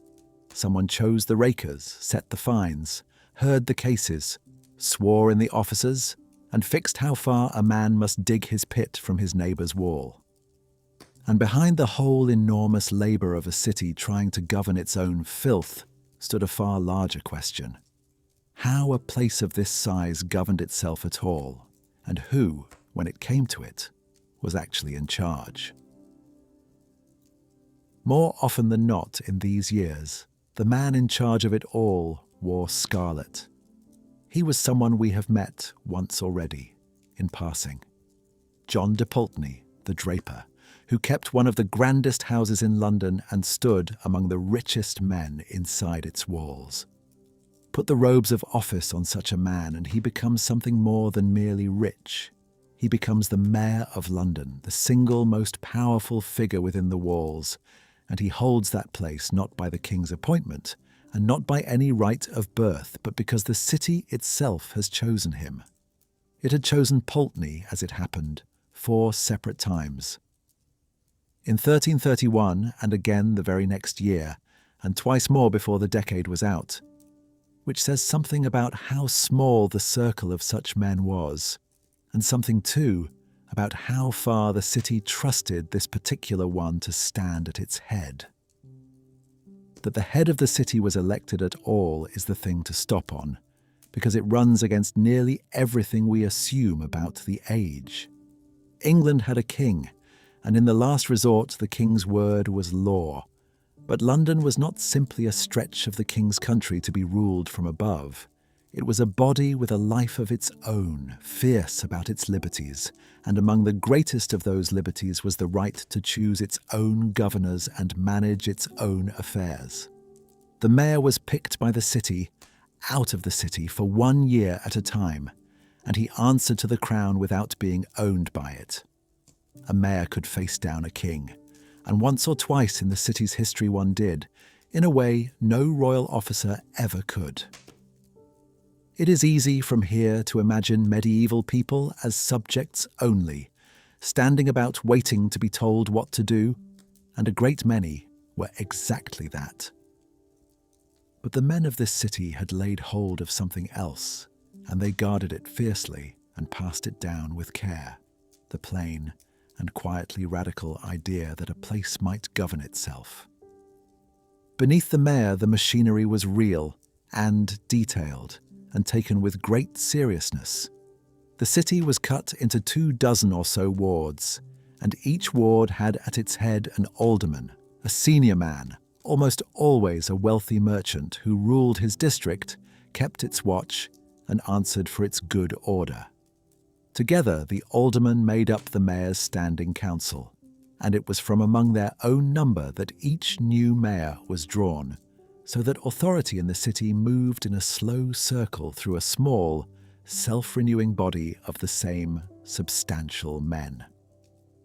Below them stood the 2 sheriffs chosen yearly as well, who ran their own courts, gathered up the revenues the city owed the crown, and kept the prison at Newgate we have already looked into. And all of it had a home, the Guildhall, the seat of the city's government, where the court sat and the records and the money were kept. Not the famous hall that stands on the spot today, that came later, but a real and substantial building on the same ground, its shape traced in our own time by Caroline Barron, the historian we have leaned on once before from what the diggers turned up. A vaulted undercroft below where the oldest of the city's courts convened, and chambers above for the council and the mayor. A place of this size did not run itself on habit and memory. It ran on offices and oaths and written rolls, and men in robes who sat in a hall and did the work. None of which is half so remote from us as the scarlet robes make it seem. A city that elects its own head, that keeps its own courts and sets its own local rules, is not some lost medieval oddity. It is the ordinary shape of civic life still. The town hall, the council, the mayor with the chain of office. We did not invent the self-governing town. We were handed it, worn smooth, by places exactly like this one. But all this liberty came with a hard edge, because the word freedom did a very particular kind of work in this city. To be a citizen of London, to be, in the city's own phrase, free of the city, was not the birthright of everyone who lived in it. It was a status held by a minority, and it was the key to nearly everything that mattered. Only a freeman could trade in the city on his own account. Only a freeman could vote in its elections. Only a freeman had the full shelter of its law. That freedom came in three ways: by serving out an apprenticeship, as we have seen, by inheriting it from a father who held it, or, quite openly, by buying it. It was, then, a real liberty and a guarded monopoly at once, valued precisely because it was withheld from most, and defended hardest of all against the outsider who might trade without having paid its price. Most people in London were not free of it. The labourer, the servant, the water-bearer, the woman at her ale tub, the newcomer just off the road from the country, the great mass of those who actually did the city's work, lived under a government they had no hand in choosing, run by and for the propertied few. And behind the freedom, more and more stood the great trade companies, the mercers, the drapers, the goldsmiths and the rest, in their liveries, the robes that named them, which controlled entry to the crafts, and, through the crafts, entry to the city itself. The men in the scarlet and the men in the livery were increasingly the same men. This same guarding of the door, by the way, is the least dead thing about the whole arrangement. It survives wherever a trade still decides for itself who may practice it, and licenses the lawyer and the doctor and the electrician on its own terms. Almost nothing of the city we have walked through is left to be touched. The streets were renamed and rebuilt, the timber houses burned, the people are 700 years in the ground. The government is the strange exception. The City of London still elects a Lord Mayor every single year. The livery companies still exist, still keep their halls, still walk the streets in their robes, and there is still a Guildhall on the very ground where that older one stood. Of everything in this whole account, the machinery of the city's self-rule is very nearly the only part you could go and watch, still turning, tomorrow morning. There is a sober kind of respect owed to that persistence, to a thing built solidly enough and meant seriously enough to outlast the entire world that first built it. And yet, even this proud, self-governing city was never a world unto itself. The same John de Pulteney who wore the mayor's robes lent enormous sums of his own money to the king, and there the neat, ordered, self-governing city runs out, and something larger and far less biddable begins. A world of crowns and debts and the long war across the sea, which reached its hand into London whether the city willed it or not, and had its own claim on the city's silver and the city's men. The oddest object in this whole story is a crown, the crown of the King of England, in pawn. Edward III, waging a war he could not begin to afford, had done what a desperate man does with his most valuable possession. He had handed it over as security against a loan, so that by the middle of the 1340s, the great crown of England sat not on the king's head, but in the strong room of foreign merchants, held against a debt the king could not pay.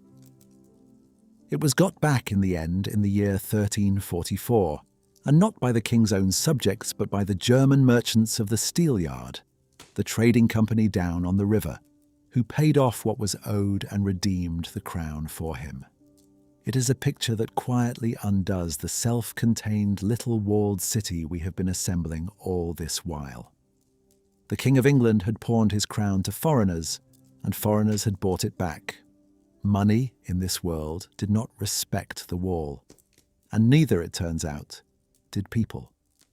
We tend to imagine the medieval world as one in which everyone stayed exactly where they were born, rooted to a single village for life. But the city gives that notion the lie completely. London was a city of newcomers. It had to be. Crowded towns of this era buried more people than they christened, and grew, when they grew at all, almost entirely by the road. By the steady arrival of the young and the hopeful from somewhere else. Most of the people we have watched at their work were not born within these walls. They had come the way young people still come to great cities, from the villages and market towns of the English countryside, chasing an apprenticeship, a wage, a chance the place they came from could not give them. And a good number had come from very much further away than that. For all its jealous guarding of who might trade, the freedom we watched the city withhold from most of its own poor. London could not manage without the foreigner, and the foreigner was woven right through it. There was a street, Lombard Street, that took its very name from the Italians who had settled it, the merchant bankers down from Lombardy and Tuscany and Florence, the men who understood money as no Englishman yet did, and who lent it at interest to whoever had need of it, the crown above all. Down by the Thames stood the Steelyard, the walled compound of the Hanse, the great league of German trading towns, a small foreign world of its own set inside the city, with its warehouses and its weighhouse and its own chapel, shipping English wool out and Baltic furs and wax and timber in. And in the workshops there were Flemish weavers, come over from Flanders, the great cloth-making country, drawn to England by a king who wanted the cloth trade for his own kingdom and was busy tempting its craftsmen across the sea. Walk the right streets and you would hear it, Italian and German and the round vowels of Flanders threaded through the London English, the sound of a place that ran, at its higher reaches, on money and goods from countries most of its people would never once see. The greatest of the foreign moneymen were two Florentine houses, the Bardi and the Peruzzi, and they were not lenders in any small way. They were the largest banks Europe had ever seen, with branches strung right across the known world of trade, and they had made the fateful choice to bankroll Edward III's war. The sums they advanced him were staggering. The chronicles of the time set the king's debt to the Bardi at some 900,000 gold florins, and to the Peruzzi at 600,000 more, figures so vast they are hard to hold steady in the mind. And the king did not pay. He could not, or would not, and the two greatest banks in Europe, starved of what they were owed, went down, the Peruzzi failing in 1343, the Bardi 3 years after. Historians still argue over just how much of the blame belongs to the English default. The older story lays the whole collapse squarely at Edward's door, while more careful recent work spreads it wider, to reckless overreach and a broader failure of credit across the continent. But that, the fall of the mightiest financial houses of the age was bound up with the debts of the King of England, is not in any doubt. A crisis of money, centred in part on London, brought down the banks of Florence. The war that had swallowed all this money was fought across the sea, and most Londoners never saw a moment of it. But they heard. When the English fleet destroyed the French off the Flemish coast at a place called Sluys in 1340, and again when the king's army broke the flower of French chivalry at Crécy in the north of France in 1346, The news came home to a city that lit its bonfires, rang its bells, and crowded its churches for services of thanksgiving. The victories were distant and glorious and cheap to cheer. What was not cheap was the paying for them, and that fell in the end on the city, on the taxes it was pressed for, on the loans squeezed out of its richest men, and above all on its wool, the fleece that clothed half of Europe, and that the king taxed and embargoed and pledged away exactly as his war required. London cheered a war it knew almost entirely as a far-off rumour of triumph and a very close and constant drain on its purse. There is a particular dizziness in seeing all of this at once. We have spent these hours down in the intimate grain of the place, the fire, the cup, the shared bed, the neighbour's cesspit. And it is a real jolt to lift our eyes and find the same small city wired into something enormous and precarious. Florentine gold, and Flemish looms, and Baltic timber, and the battlefields of France, all of it running through one walled town, and all of it capable of failing. None of that vertigo would be unfamiliar to you. You live in a city built by people who came from somewhere else. You have watched great banks totter and be propped up with everyone's money. You follow distant wars in the day's news, paying for them without seeing them, cheering victories that cost you nothing to cheer and a great deal to fund. The world reaching into the small, warm room is not a modern condition. It only feels like one. And yet, for all the restless churn of it, the money that came and went with the shipping, the news that turned with each campaigning season, the banks that rose and fell, there was one thing in the life of the city that answered to none of it, that kept its own vast and unhurried time, whatever the crowns and the merchants did. The slow turning wheel of the year that the church laid down over everything, measured out not in florins or in victories, but in feast days, and rung, morning and evening, from 100 towers. Anywhere inside the walls, at almost any hour, you are standing under bells. There are more than 100 churches packed into this single square mile. Not great buildings, most of them, but small parish churches, close set, one every few streets. And each has its bell or its ring of bells, and between them they fill the air over the city more or less without pause.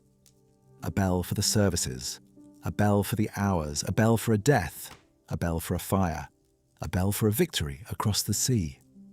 Near and far, high and low, overlapping, answering one another across the roofs. It is one of the things we have most completely lost, and one of the hardest to imagine back. We have no shared sound anymore, nothing that the whole of a place hears at once and understands together. They had one, all the time, and it was the voice of the church. Those bells were not only beautiful and not only holy, they were the city's nervous system, the means by which it spoke to all of itself at once, in an age with no other. The same bells that marked out the working hours, as we heard them do at dawn, also called people to their prayers, rang the curfew down at nightfall from the tower of Saint-Martin-le-Grand, clashed out an alarm when a fire took hold, and told slow and single. The passing bell, they called it, as a soul went out of a body somewhere in the parish, so that the neighbours might stop and know and pray. To live here was to be always half listening, reading the bells the way we now read a screen, for the time, the news, the warnings, the deaths. A city that could not have sent a written message to most of its people spoke to every one of them, all day long, in bronze. And under the bells lay the parish, which was the true unit of a person's life here. Not the city, which was far too large, and not the guild, which was only for the tradesmen, but the parish, the little patch of streets that shared a single church. Your parish was where you were christened as an infant, married at the door as a young adult, And buried in the end in the same ground your parents lay in, it was your neighbours, your fellowship, the people who would bury you and pray for your soul when you could no longer pray for it yourself. And the faith that held it all together was nothing set apart, taken up on one day and laid down for the rest of the week, the way belief tends to sit in a life now. It was the water these people swam in. It named the days, blessed the fields, explained the deaths, and promised the one future that made the hardness of the present bearable. What it must have been to live inside a certainty that total, with no part of existence left outside it, no corner the sacred did not reach, is one of the hardest things to feel our way back into. We, who mostly live outside it, can admire it or distrust it, but we can only guess at what it was to stand within. Over the whole of it, over the 100 small towers and the crowded roofs, rose one enormous thing. Old St. Paul's, not the domed cathedral that stands there now, but the medieval one it replaced, was among the largest churches in all of Christendom, and out of the middle of it climbed a spire of lead-covered timber that reached, by the best guesses we can make, close to 500 feet into the air. There has been nothing so tall in the city before or since for most of its history. It could be seen from far out in the fields, a needle standing over the whole low sprawl of roofs, and it is one of the great vanished sights of England, because it burned long ago and was never raised again. Around the foot of the cathedral spread its churchyard, and the churchyard was not a quiet place, but the busiest civic ground in the city, where people gathered to hear sermons preached in the open air, where news and proclamations were cried aloud, where the city came to be told things. The tallest structure these people knew, and the most crowded open space they had, were the same place, and that place was a church. The bells did not only mark the days, they marked the year, and the year was a shape the church had made. Time here did not run in a flat line of numbered dates, so much as turn in a great wheel of fasts and feasts. The long hunger of Lent giving way to the joy of Easter, the dark waiting of winter opening out into Christmas. And set all through the wheel were the holy days, the many days on which no one was meant to work, which were as near as this world came to a holiday. The greatest of the summer feasts was Corpus Christi, a newer festival that had taken quick and deep root, and on its day the whole city came out of doors. The host, the consecrated bread carried in reverence beneath a canopy, was borne in slow procession through the streets, and behind it walked the city itself, the guilds and companies in their liveries, each in its appointed place and order, while the houses along the route were dressed with green boughs, and the people crowded close to watch their whole community pass. In that crowd, you are watching the city show itself to itself. Every rank and trade of it, arranged and shining, walking behind its God. And at midsummer, on the eve of St. John, the fires were lit, bonfires in the streets and the open places, neighbours bringing out food to share, the short, warm dark of the shortest nights filled with flame and company, in a festival far older than the church that had long since gathered it in. It is easy to see the comfort in all this, and the comfort was real.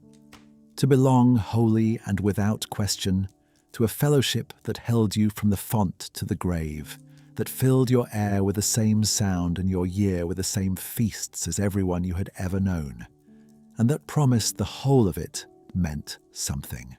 Whether it was only comfort is a harder question, and an honest one, because a faith that leaves nothing outside itself can hold a person up, and it can just as surely hold a person down. And it was very likely, as such things always are, both at once. But stay a moment longer with that Corpus Christi procession, because it shows us the thing we have to face next. The whole city walked in it. but it walked in order, each rank behind the rank above it, every degree of person in an appointed place, from the great men near the front to the poor and the bound trailing at the back.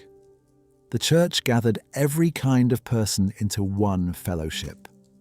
It did not make them equal, and the order they walked in, who stood where, who owned whom, who was free and who was not, was the hard frame on which the whole of this world was built. At the bottom of that frame stood a boy of about 14. He has been brought by his father or an uncle or whoever stood for him to the house of a master he may barely have met, and there, before witnesses, he is bound. A contract is drawn up and enrolled in the city's records, his name, the master's name, the trade, the term of years. And from that day, the boy belongs, in a real and legal sense, to the household he has just walked into. We have his name because the city wrote it down. We have almost nothing else. What the boy felt standing in a stranger's hall on the first day of the 7 years that would make him or break him is not the sort of thing the record keeps, and this is the trouble that shadows the whole of this chapter.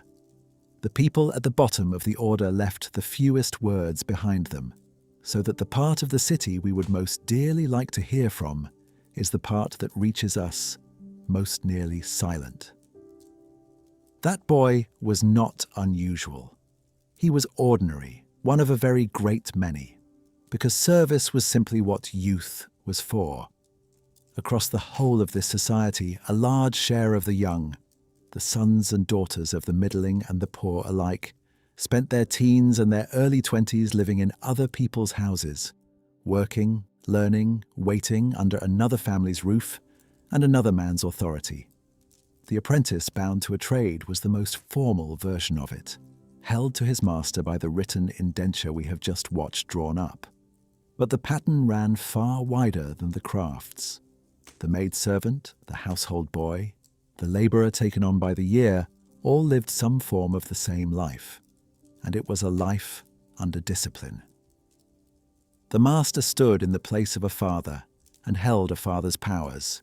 He fed and housed the servant, and in return he commanded him, corrected him, beat him within the loose limits the age allowed, governed where he went and what he did, and held over him the plain facts that a bound servant could not marry, could not trade on his own account, and could not simply walk away.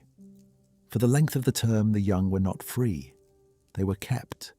And yet, for one kind of servant, the bondage was also a ladder.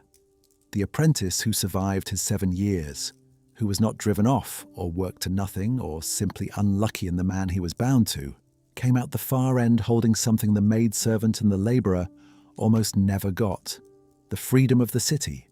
The full citizenship we have already seen was the key to everything. Something like a quarter of all the men who ever became citizens of London had climbed to it exactly this way, up through the years of service. It is one of the harder things to hold in the mind at once that the same institution was, for one boy, a cage, and for another standing right beside him at the same bench, a staircase. And between the two ran a third figure the age called the journeyman, the man who had served out his time and won his freedom but never his own shop, and who worked, fully trained and fully skilled, for another man's wages, year upon year, a citizen in law and a servant in fact. Not every apprentice reached the top of the ladder. A great many climbed halfway and stopped there for the rest of their lives. None of this is a world we have entirely left. We no longer bind our young by indenture, but we know perfectly well what it is to be at the bottom of a house or a trade. To be the one who fetches and waits and takes the orders, to hand over years to a training or a low place in the hope of what it might one day lead to live, sometimes, in the very home of the person you work for. You have almost certainly served in some form before ever you were served. The ladder and the cage are both still with us, wearing the clothes of the internship and the live-in job and the long climb from the bottom, and we know the shape of them at a glance, because the shape has scarcely changed. Below the servant and outside the walls lay a deeper unfreedom still. Much of the English countryside ran on serfs, men and women bound not to a master for a term of years, but to a lord's land for the whole of their lives, and their children's lives after them. And here the city did one of the most remarkable things it did. There was an old rule held to across the chartered towns, that a serf who ran from his lord and reached a town, and lived there unclaimed for a year and a day, walked out the far end of that year a free man. The town heir, the saying went, made a man free. So the same city that kept its own servants under such tight discipline was, at the very same moment, a machine for the making of freedom, a place the truly bound could run to and disappear into, and come out of no longer owned by anyone at all. A good number of the newcomers we watched pouring in along the roads had come, in the end, for precisely that. And beneath everything were the poor, the ones with no trade, no master, no land, no ladder of any kind, the old, the sick, the widowed, the broken. The beggar sat at the church door.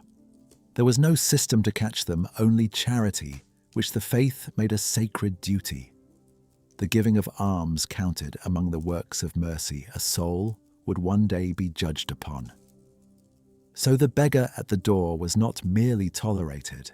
In a hard and useful way he was needed, giving the prosperous their chance to earn a little of their own salvation by relieving him. The alms pressed into a hand, the bread doled out at a rich man's funeral, the coins left in a will to the poor of the parish. It kept many alive. It was never enough, and it was never sure. And here the silence in the record grows deepest of all, and that silence is not empty. It has a shape. A fine historian named Sylvia Thrupp was able, in the last century, to write a whole rich book about the merchant class of this city, their houses, their marriages, their fortunes, their rise, because the merchants left mountains of paper behind them. No one has ever been able to write that book about the servants, or the beggars, or the poor of the parishes, because they left almost none. The order of the living city is written straight into the archive that outlived it. The higher your place, the louder your voice still carries to us, and the lower your place, the more completely you are gone. It is hard not to feel a quiet anger at that standing here, and just as hard, if we are honest, not to recognize it, because the loudest voices in our own age are not so often the ones with the least to their names. But there was one road up out of the silence that ran through no master's house at all, one that could take even a poor man's son and lift him clear over the heads of the men who owned the trades. It ran through a small cold room and a book and the letters on a page. The road up out of the silence began with an object a child could hold in one hand. It was a small board, not much larger than a playing card, with a sheet of paper or parchment fixed to it, and over the paper, a thin, near-transparent leaf of polished horn to keep small, dirty fingers from wearing it away. On the paper, set out in a large plain hand, was the alphabet, the letters in their order, and sometimes the Lord's Prayer beneath them. And from this simplest of things, the horn-covered board that later ages would come to call a horn book, a great many children took their first uncertain steps into reading. It does not look like a ladder out of poverty, but the letters on that little board were the beginning of the one path in this whole rigid society that could carry a poor man's son clear over the heads of the men who owned the trades, into the church, into the law, into the growing army of clerks that a city and a kingdom needed to keep their endless records. To learn to read was to be handed a kind of power that had nothing at all to do with birth. The learning of it happened in the schools, of which the city had several. The oldest kind was the song school, where small boys were taught to sing the services of the church and, along the way, their letters and the first rudiments of Latin. St. Paul's had run one for centuries, since the far-off days when it first took in 8 poor boys and housed and fed and taught them in return for their voices in the choir. Above the song school stood the grammar school, and grammar in this world meant one thing: Latin.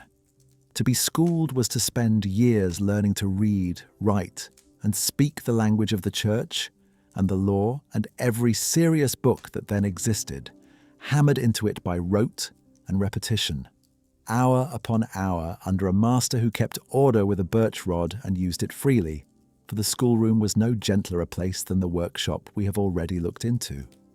It was a hard, narrow, mostly joyless education, and it opened doors that opened nowhere else.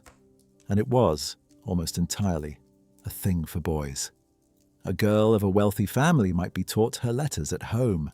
The vast majority of girls, and the vast majority of boys with them, were never taught them at all.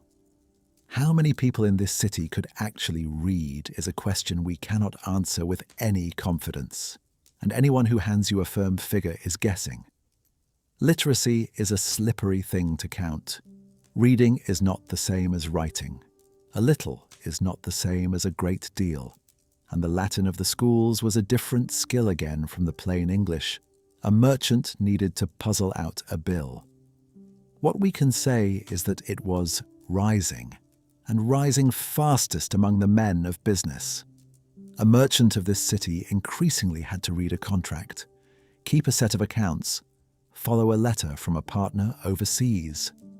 The practical, unglamorous literacy of trade, done in a mixture of tongues, with the reckoning still worked mostly in the old Roman numerals on a counting board of sliding markers.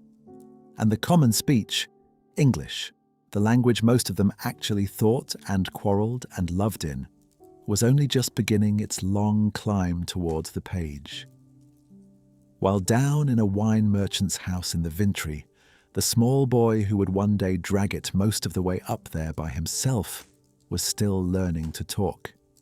The written word was spreading outward and downward, slowly, from the clergy who had once held a near monopoly on it, into the hands of ordinary working men. It is one of the quiet, enormous changes of the age, and almost no one living through it would have felt it happening. There was another kind of ordering the age was learning, and it had to do with time. We began, at dawn, with how these people kept it, not by any number, but by the light and by the bells that rang the churches hours out across the roofs, hours that stretched in summer and shrank in winter and answered to the sun rather than to any machine. That was the whole of time for everyone. And it had been the whole of time for as long as there had been a city standing here. It was old and fluid and deeply human, and it was about to meet the thing that would replace it, because somewhere in these very years, a machine had been built that told the time entirely by itself. Not far north of the city, at the great abbey of St. Albans, the abbot, a man named Richard of Wallingford, who happened also to be one of the finest mathematicians in Europe, had spent the years around 1330 designing and building an astronomical clock unlike anything the world had yet seen. It was enormous, some 8 feet across, a thing of wheels and weights and iron, and it did a great deal more than strike the hours. It showed the sun and the moon moving through the heavens and the rising and setting of the stars, and a turning wheel of fortune, and, of all the details to survive across 700 years, the state of the tide at London Bridge. The king himself, Edward III, is said to have visited and grumbled that the abbot had let the abbey's own buildings fall to ruin while he poured the house's money into his clock. And Wallingford is said to have answered that another abbot could always rebuild the buildings, but that no one else alive could build his clock.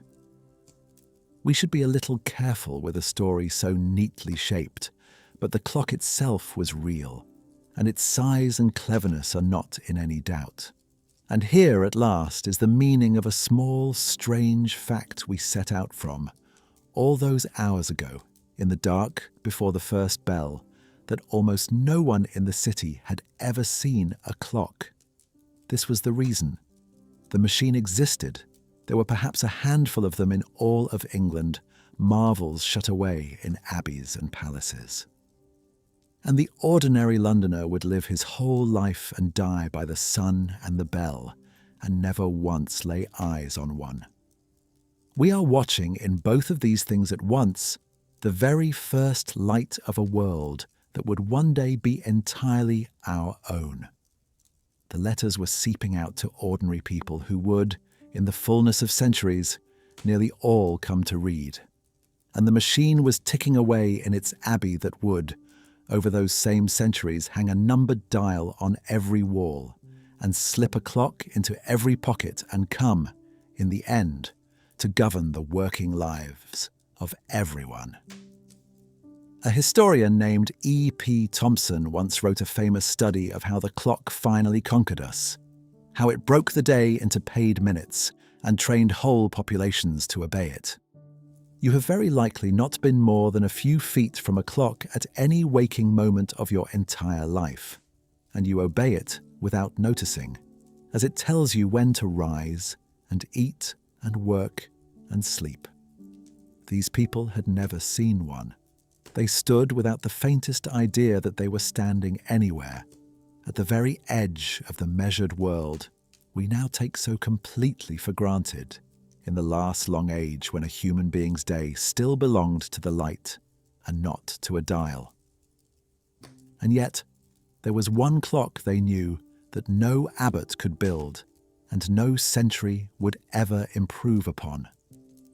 One that ran in every chest in the city and kept a far stricter and less merciful time than any bell or dial ever did. The body's own, counting steadily down from the first cry to the last breath, the same for the abbot and the beggar alike, and caring nothing whatever for either. The air in a room where someone lies ill tells you, before anything else, what kind of room it is. Close and warm and thick. The shutters kept fast against the draughts that were thought to carry sickness in, a small fire burning low. And over all of it, the smell of the herbs that have been strewn, or steeped, or burned, rosemary and wormwood and whatever else the household trusted to drive the badness out. There is a body on the bed, running its own quiet countdown toward whatever the illness intends for it, and there are hands at work around it, wiping, lifting, easing a little broth between the lips. This was the front line of the long defense of the body, and for most people in this city it was held not by a learned man with a title, but by a woman of the household or the neighbourhood, working from what she knew and what her mother had known before her. There was a whole ladder of healers above her, though most people never climbed more than a rung of it. At the top stood the physician, learned and costly and rare, trained at a university in a theory of the body that governed the whole of medicine, that health was a balance of four fluids, the humours, and that sickness was that balance gone wrong. He would study the patient's water in a glass and read the pulse and consult the position of the stars and prescribe a change of diet, a purge, and above all the letting of blood, which was the great remedy for very nearly everything. Below him came the surgeon and the barber surgeon, who did the work the physician held beneath him, the setting of a broken bone, the stitching of a wound, the drawing of a rotten tooth, the opening of a vein. And there was the apothecary who mixed and sold the drugs. It is easy to laugh at all of it now, the water-gazing, the star charts, the endless bleeding of already weakened people. But it is a cheap laugh, and an unfair one. This was a coherent system inherited from the ancient world and worked out with real care. The men who practiced it were doing their considered best, inside the only framework they had, and some of what they did, the setting of the bones, the herbs that truly eased a pain or brought down a fever, the plain nursing of rest and warmth and food, genuinely helped. They were not fools. They were working as every age works, right at the edge of what their age could know. When care at home was not enough, or when there was no home at all, there were the hospitals, though the word carries a modern meaning that would badly mislead us. A hospital here was not a place you went to be cured by science. It was a religious house of refuge, run by an order of the church that took in the poor and the sick and the aged and the traveller and the dying, and gave them shelter and food and warmth and prayer and the tending of their bodies and their souls together. The greatest of Londons stood at Smithfield, where we watched the crowds gather for such different things. St. Bartholomew's, founded more than 200 years before our morning by a man named Rahere, once a courtier of the king, who had fallen gravely ill on a pilgrimage to Rome, vowed that if he lived, he would raise a hospital for the poor, and, living, kept the vow. It is among the most quietly astonishing facts in this whole account that his hospital is still there, that St. Bartholomew's has gone on caring for the sick of London on the very same ground without a break across the 700 years since. Rahere's refuge outlived his entire world, and it did not stand alone. Through the city and around its edges were others of the same kind, St. Thomas's across the river, and more besides, each a place where a person with nothing might at the least be sheltered and fed and not have to die alone. For one affliction, though, the door of the ordinary hospital was shut, and a different and far lonelier refuge waited outside the walls. Leprosy was the most feared disease of the age, feared less for what it did to the body than for what it was taken to mean. A mark of uncleanness, almost of the soul. And the leper was set apart from the living. In some places he was made to stand through a service that treated him as one already dead, and then sent out to a life beyond the community, to beg, to keep his distance, to warn the healthy of his coming with a wooden clapper or a bell. But to be set apart was not the same as to be cast out to die, and this is a place where the age is gentler than its reputation. The lepers were gathered into hospitals of their own, the lazar houses that ringed the city along its roads. St. Giles was one such, out to the west. Religious foundations that housed and fed and tended them, refuges quite as much as prisons. It was a hard fate, a living exile, and we should not soften what it cost a person to be shut out of the world while still walking in it. But it was met, as so much of the hardness in this city was met, with a rough and real attempt at care. The most dangerous thing most people in this city ever did, though, was not to catch a disease. It was to be born and to give birth. Childbirth was women's ground entirely. The darkened, warmed chamber, the midwife and the gathered women, the door closed on the men. And it was perilous for the mother who could bleed or fail in a labour no one had any means to help, and for the child, so terribly often at the very threshold of a life. A great many children never crossed that threshold at all, and a great many more were gone before they were grown. Something like a third of everyone born, and in the bad years far more, died before reaching adulthood.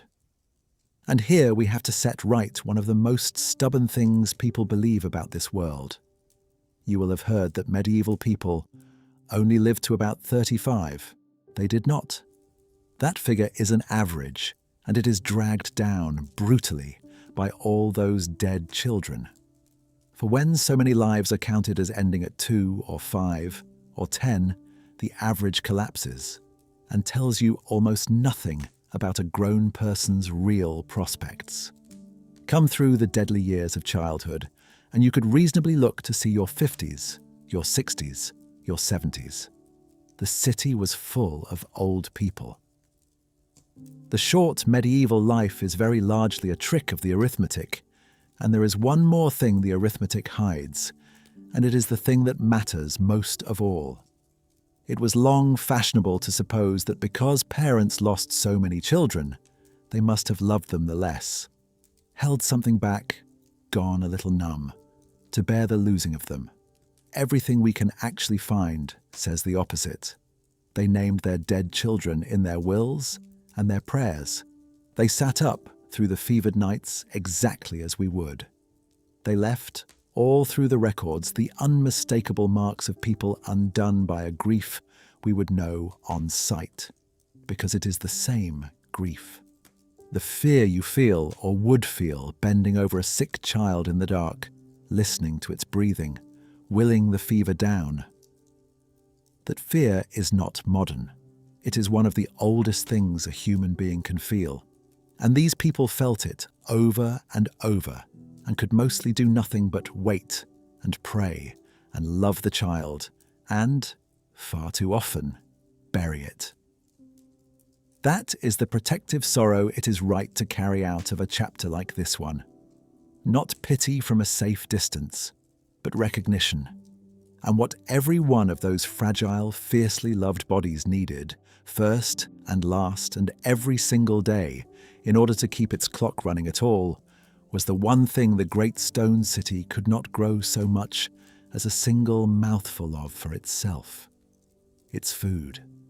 Every loaf on every board and every cup of ale in this whole walled city had begun its life somewhere else, out beyond the gates, in the fields and the villages that turned to a slower season all their own, that fed this vast and hungry crowd of bodies without ceasing, and that the city, once fed, mostly forgot. Beyond the gates a different clock kept time. It was not the bell, and it was certainly not the abbot's marvellous machine. It was the oldest clock there is, the great slow turning of the year itself, ploughing to sowing to haymaking to harvest and round again. And the whole life of the countryside moved to it. This was the world that fed the city, and the city, for the most part, never once looked at it. It knew its bread came to the baker, and its ale to the alewife, and its meat to the shambles. It did not much think about the fields those things had grown in, or the hands that had worked them, any more than most of us, buying a loaf, think about the farm. That forgetting is one of the oldest habits a city has. We have only made it deeper. We eat strawberries in winter now and meat from the far side of the planet, and have lost almost entirely the sense these people never lost for a single moment. That food comes in a season, and that the season can fail. The sheer scale of what it took to feed the city is easy to miss, and worth stopping over. Tens of thousands of people ate every day, and not one field of grain grew inside the walls to feed a mouthful of them. So the city reached out with its money and its hunger across a great sweep of countryside. The grain coming down the rivers and the roads from the whole of the surrounding land, the cattle and sheep driven in on their own legs from scores of miles away to be sold and slaughtered at Smithfield, the fish, the fruit, the firewood, all of it flowing steadily inward toward the one enormous mouth. And out there in the villages is where most of England actually lived. The crowded city we have spent these hours inside was the exception. A strange, dense knot of people kept alive by the patient labour of a far greater number who would never see it. The country was the body. The city was only the mouth. You would see it best on the roads at first light, before the city was even fully awake, before the fires we watched being coaxed back to life had properly caught. The roads in through every gate were already filling with the day's food. Carts heavy with sacks of grain and baskets of greens. Drovers walking their beasts toward the market with a slap and a call. Pack horses. Women with butter and eggs and cheese balanced for the long walk. All of it converging on the town through the grey to the creak of wheels and the lowing of cattle and the steam of animals' breath in the cold. Out along one of those roads, walking against the flow, you would pass the whole of the city's breakfast coming the other way, mile after mile of it, a slow tide of food moving toward the wall in the dark before dawn, so that the town could wake and eat and never once wonder where a scrap of it had come from. And every bit of it had been wrung out of the turning year by hard and skillful work. We should be careful here because there is a soft and false picture of the medieval countryside, all golden fields and simple contentment, that the reality does not support in the least. The historian Christopher Dyer, who has spent a career reconstructing how country people actually lived and ate, gives us a harder and a truer version, a life of relentless labour set to the seasons, ploughing the heavy wet earth behind an ox in the autumn, sowing the wheat and the rye and the barley and the oats, the endless weeding, the back-breaking rush of the hay in June and the grain in the late summer, and the killing of the animals as the cold came down at Martinmas in November, because there was never fodder enough to carry them all through the winter. It was no idle. It was the single most important work in the whole of the society, done by the very people that society held cheapest. And everything, the city and the church and the crown and the war across the sea, rested in the end on whether it went well. Whether it went well came down, above all, to the harvest. The bringing in of the grain in the late summer was the hinge of the entire year, the few frantic weeks on which the next 12 months hung, and every hand that could hold a sickle was out in the fields for it. Even as Dyer shows us, eating better in those weeks than at any other time of the year, fed meat and white bread and ale by masters who needed the work done, and done fast. A harvest safely in was survival, and it was met with a feast when it came. But in the weeks just before it, in most years, there was hunger. The old stores from the year before ran thin or ran out altogether, while the new crop stood green and not yet ready in the field, and into that gap fell a lean and anxious time. The hungry gap, when even in an ordinary year people drew in their belts and waited and watched the sky. And when the harvest failed, the gap became something far worse. The older people of the city could still remember it. A run of ruined summers within living memory, a great dearth in the years of their youth, when the rain would not stop, and the corn rotted where it stood, and people died in England of plain hunger. They knew, as we have very largely forgotten, exactly how thin the line ran between a full board and an empty one, and exactly what the turning of the year could give and take away, which is why the safe gathering of a harvest was met with a gratitude we can only half imagine now. A slow, deep bodily relief, given thanks for in the churches and felt in the belly, that the year had come round once more and had not, this time, turned against them.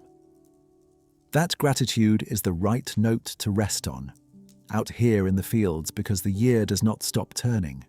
The harvest comes in, the light begins to fail. The days pull shorter and the air sharpens, and the last of the warmth is gathered and stored against what is coming. And what is coming, out here in the fields as inside the walls, is the winter, the long dark end of the year, when the ground lies bare and hard, and the work falls quiet, and the whole world we have walked through, city and country alike, draws in close to its fires and waits for the light to come back. The year is turning down now, toward the cold and the quiet and the last of the light, toward the longest of the nights. It comes across the roofs the way it has come every evening of this long walk, only now it means something else. The curfew bell tolling out over the city as the last of the light drains from the sky, and this time not calling us into the day, but letting us go from it. It lifts from the tower of Saint-Martin-le-Grand, and the parish churches take it up one after another across the whole square mile, until the cold air is full again of that overlapping bronze that filled it at dawn, but slower now and lower, and rung for the closing of things rather than their beginning. Below the bells, the city is folding itself away for the night. The great gates in the old Roman wall are swung to and barred, as they are barred every evening, so that the town becomes, for the length of the dark, one closed and gathered thing. The taverns let out their last drinkers and shut their doors. The cups are rinsed, the ale stakes left untended until morning. Whoever is still abroad after the bell has become a night walker now and moves with care, listening for the watch. The men going slowly along the lanes with their lanterns and their staves, the small nightly government of a sleeping city. Down along the river the wharves have gone dark and quiet, the boats made fast, the great cranes still, the tide sliding out unwatched beneath the bridge and away toward the sea. And in 1,000 houses, the rich in their solars and the poor on their pallets, the last task of the day is the very one we watched at the start of it, done now in reverse. The fire is banked, raked low and covered over with ash, its heat kept sleeping under there through the night, so that in the black cold before tomorrow's dawn, it can be breathed back to life with a little kindling and a great deal of patience. The candle, if there is one, is pinched out. Light is far too dear to burn while a body sleeps. The children are gathered in. The door is barred, and the household lies down together in the dark and the shared warmth, close enough to hear one another breathe, exactly as households have lain down in this city every night for longer than anyone alive can remember. One by one, and then in their thousands, the people we have spent this long day among, let the dark take them. The alewife who sold from her doorway, and the man who went down into the pits by night, and the boy bound over for 7 years in a stranger's house. The merchant behind his shuttered shop, and the servant beside the cooling fire. The mother still sitting up with a feverish child, listening in the quiet. The whole striving, praying, quarrelling, laughing, frightened, tender, altogether ordinary city. All of it going still, at last, under the first of the winter dark. Beyond the walls the fields lie bare and silent, waiting for a spring that no one out in them doubts will come. Above the roofs where scarcely any light rises to trouble it, the sky that night would have been thick and deep with stars. The largest city in England, gone quiet. And it is a good thing and a peaceful one to stand here at the edge of that darkness and watch them all safely down into it. And we could, in all kindness, simply leave them here, asleep, and let that be the end. But we know one thing about this particular winter that not one of the people sleeping through it could have known, and it is the reason we have walked so gently among them. This was very nearly the last of it. Within a few short years of the morning we began on, along the very roads and rivers and ships that had tied this small city into the wide world, there came out of the east a sickness the like of which no one living had ever seen or imagined. It reached England in the summer of 1348, and London by that autumn, and by the time it had passed through, somewhere between 1/3 and 1/2 of all these people. The ones in the beds, the ones by the banked fires, the ones we have named, and the countless more we never could, were gone. They slept through that last ordinary winter, not knowing, in just the way that every one of us lies down each night, not knowing what the year ahead will bring. That is not a thing to be afraid of. It is only the oldest thing we have in common with them. When it came, it took them with no regard whatever for the careful order they had built. Sir John de Pulteney, 4 times the mayor, the man whose great house we stood before and whose scarlet robes we watched him wear, made his will in the November of that first plague year, and was dead by the summer, laid in the ground like the poorest servant he had never once had to think about. Out to the east of the tower, at a place called East Smithfield, the city opened a great new pit for the dead. It could no longer bury one at a time. And when our own age dug that ground up again 7 centuries later, it found something worth carrying away from all of this. The bodies lay many deep, as they had to, but they had been set down in careful, even rows side by side, tended with a plain decency that the living had somehow held onto even at the very worst of it. Not chaos, rows. And through it, here and there, a life came on. Among the small children down in the Vintry, that autumn was the vintner's boy, Geoffrey, who lived, who grew up into a changed world and learned his letters, and gave the English tongue the finest voice it had yet been given. We did not come back into this vanished morning in order to mourn it. Mourning is not quite what we are left holding here, 700 years downstream, warm and safe and alive. What we are left with is nearer to attention paid and a kind of quiet debt acknowledged. The plain recognition that these were not lesser people living smaller lives in a simpler time, but people every bit as real as we are, as clever and as frightened and as full of love, who woke to a bell and worked through a day and lay down in the dark, and who deserved as much as anyone who has ever lived, to be looked at closely and remembered as they truly were. That is the whole of what we have tried to do here. It is not much, but it is not nothing either. For to see a vanished life clearly, even for a single hour, is a way of handing back a little of what time takes from all of us in the end. And now, it is very late, and there is nothing left to be done but to let them sleep. Their day is long since over. Their winter came and went, and everything that came after it came and went as well. And all of it is finished now, sealed and gentle, and a very long way from here. The bell that woke them fell silent centuries ago. The fires they banked went cold 700 years back and were never lit again. Whatever was coming for them has come and passed and is wholly over. They are through all of it now. They are resting, so there is no vigil left to keep for them.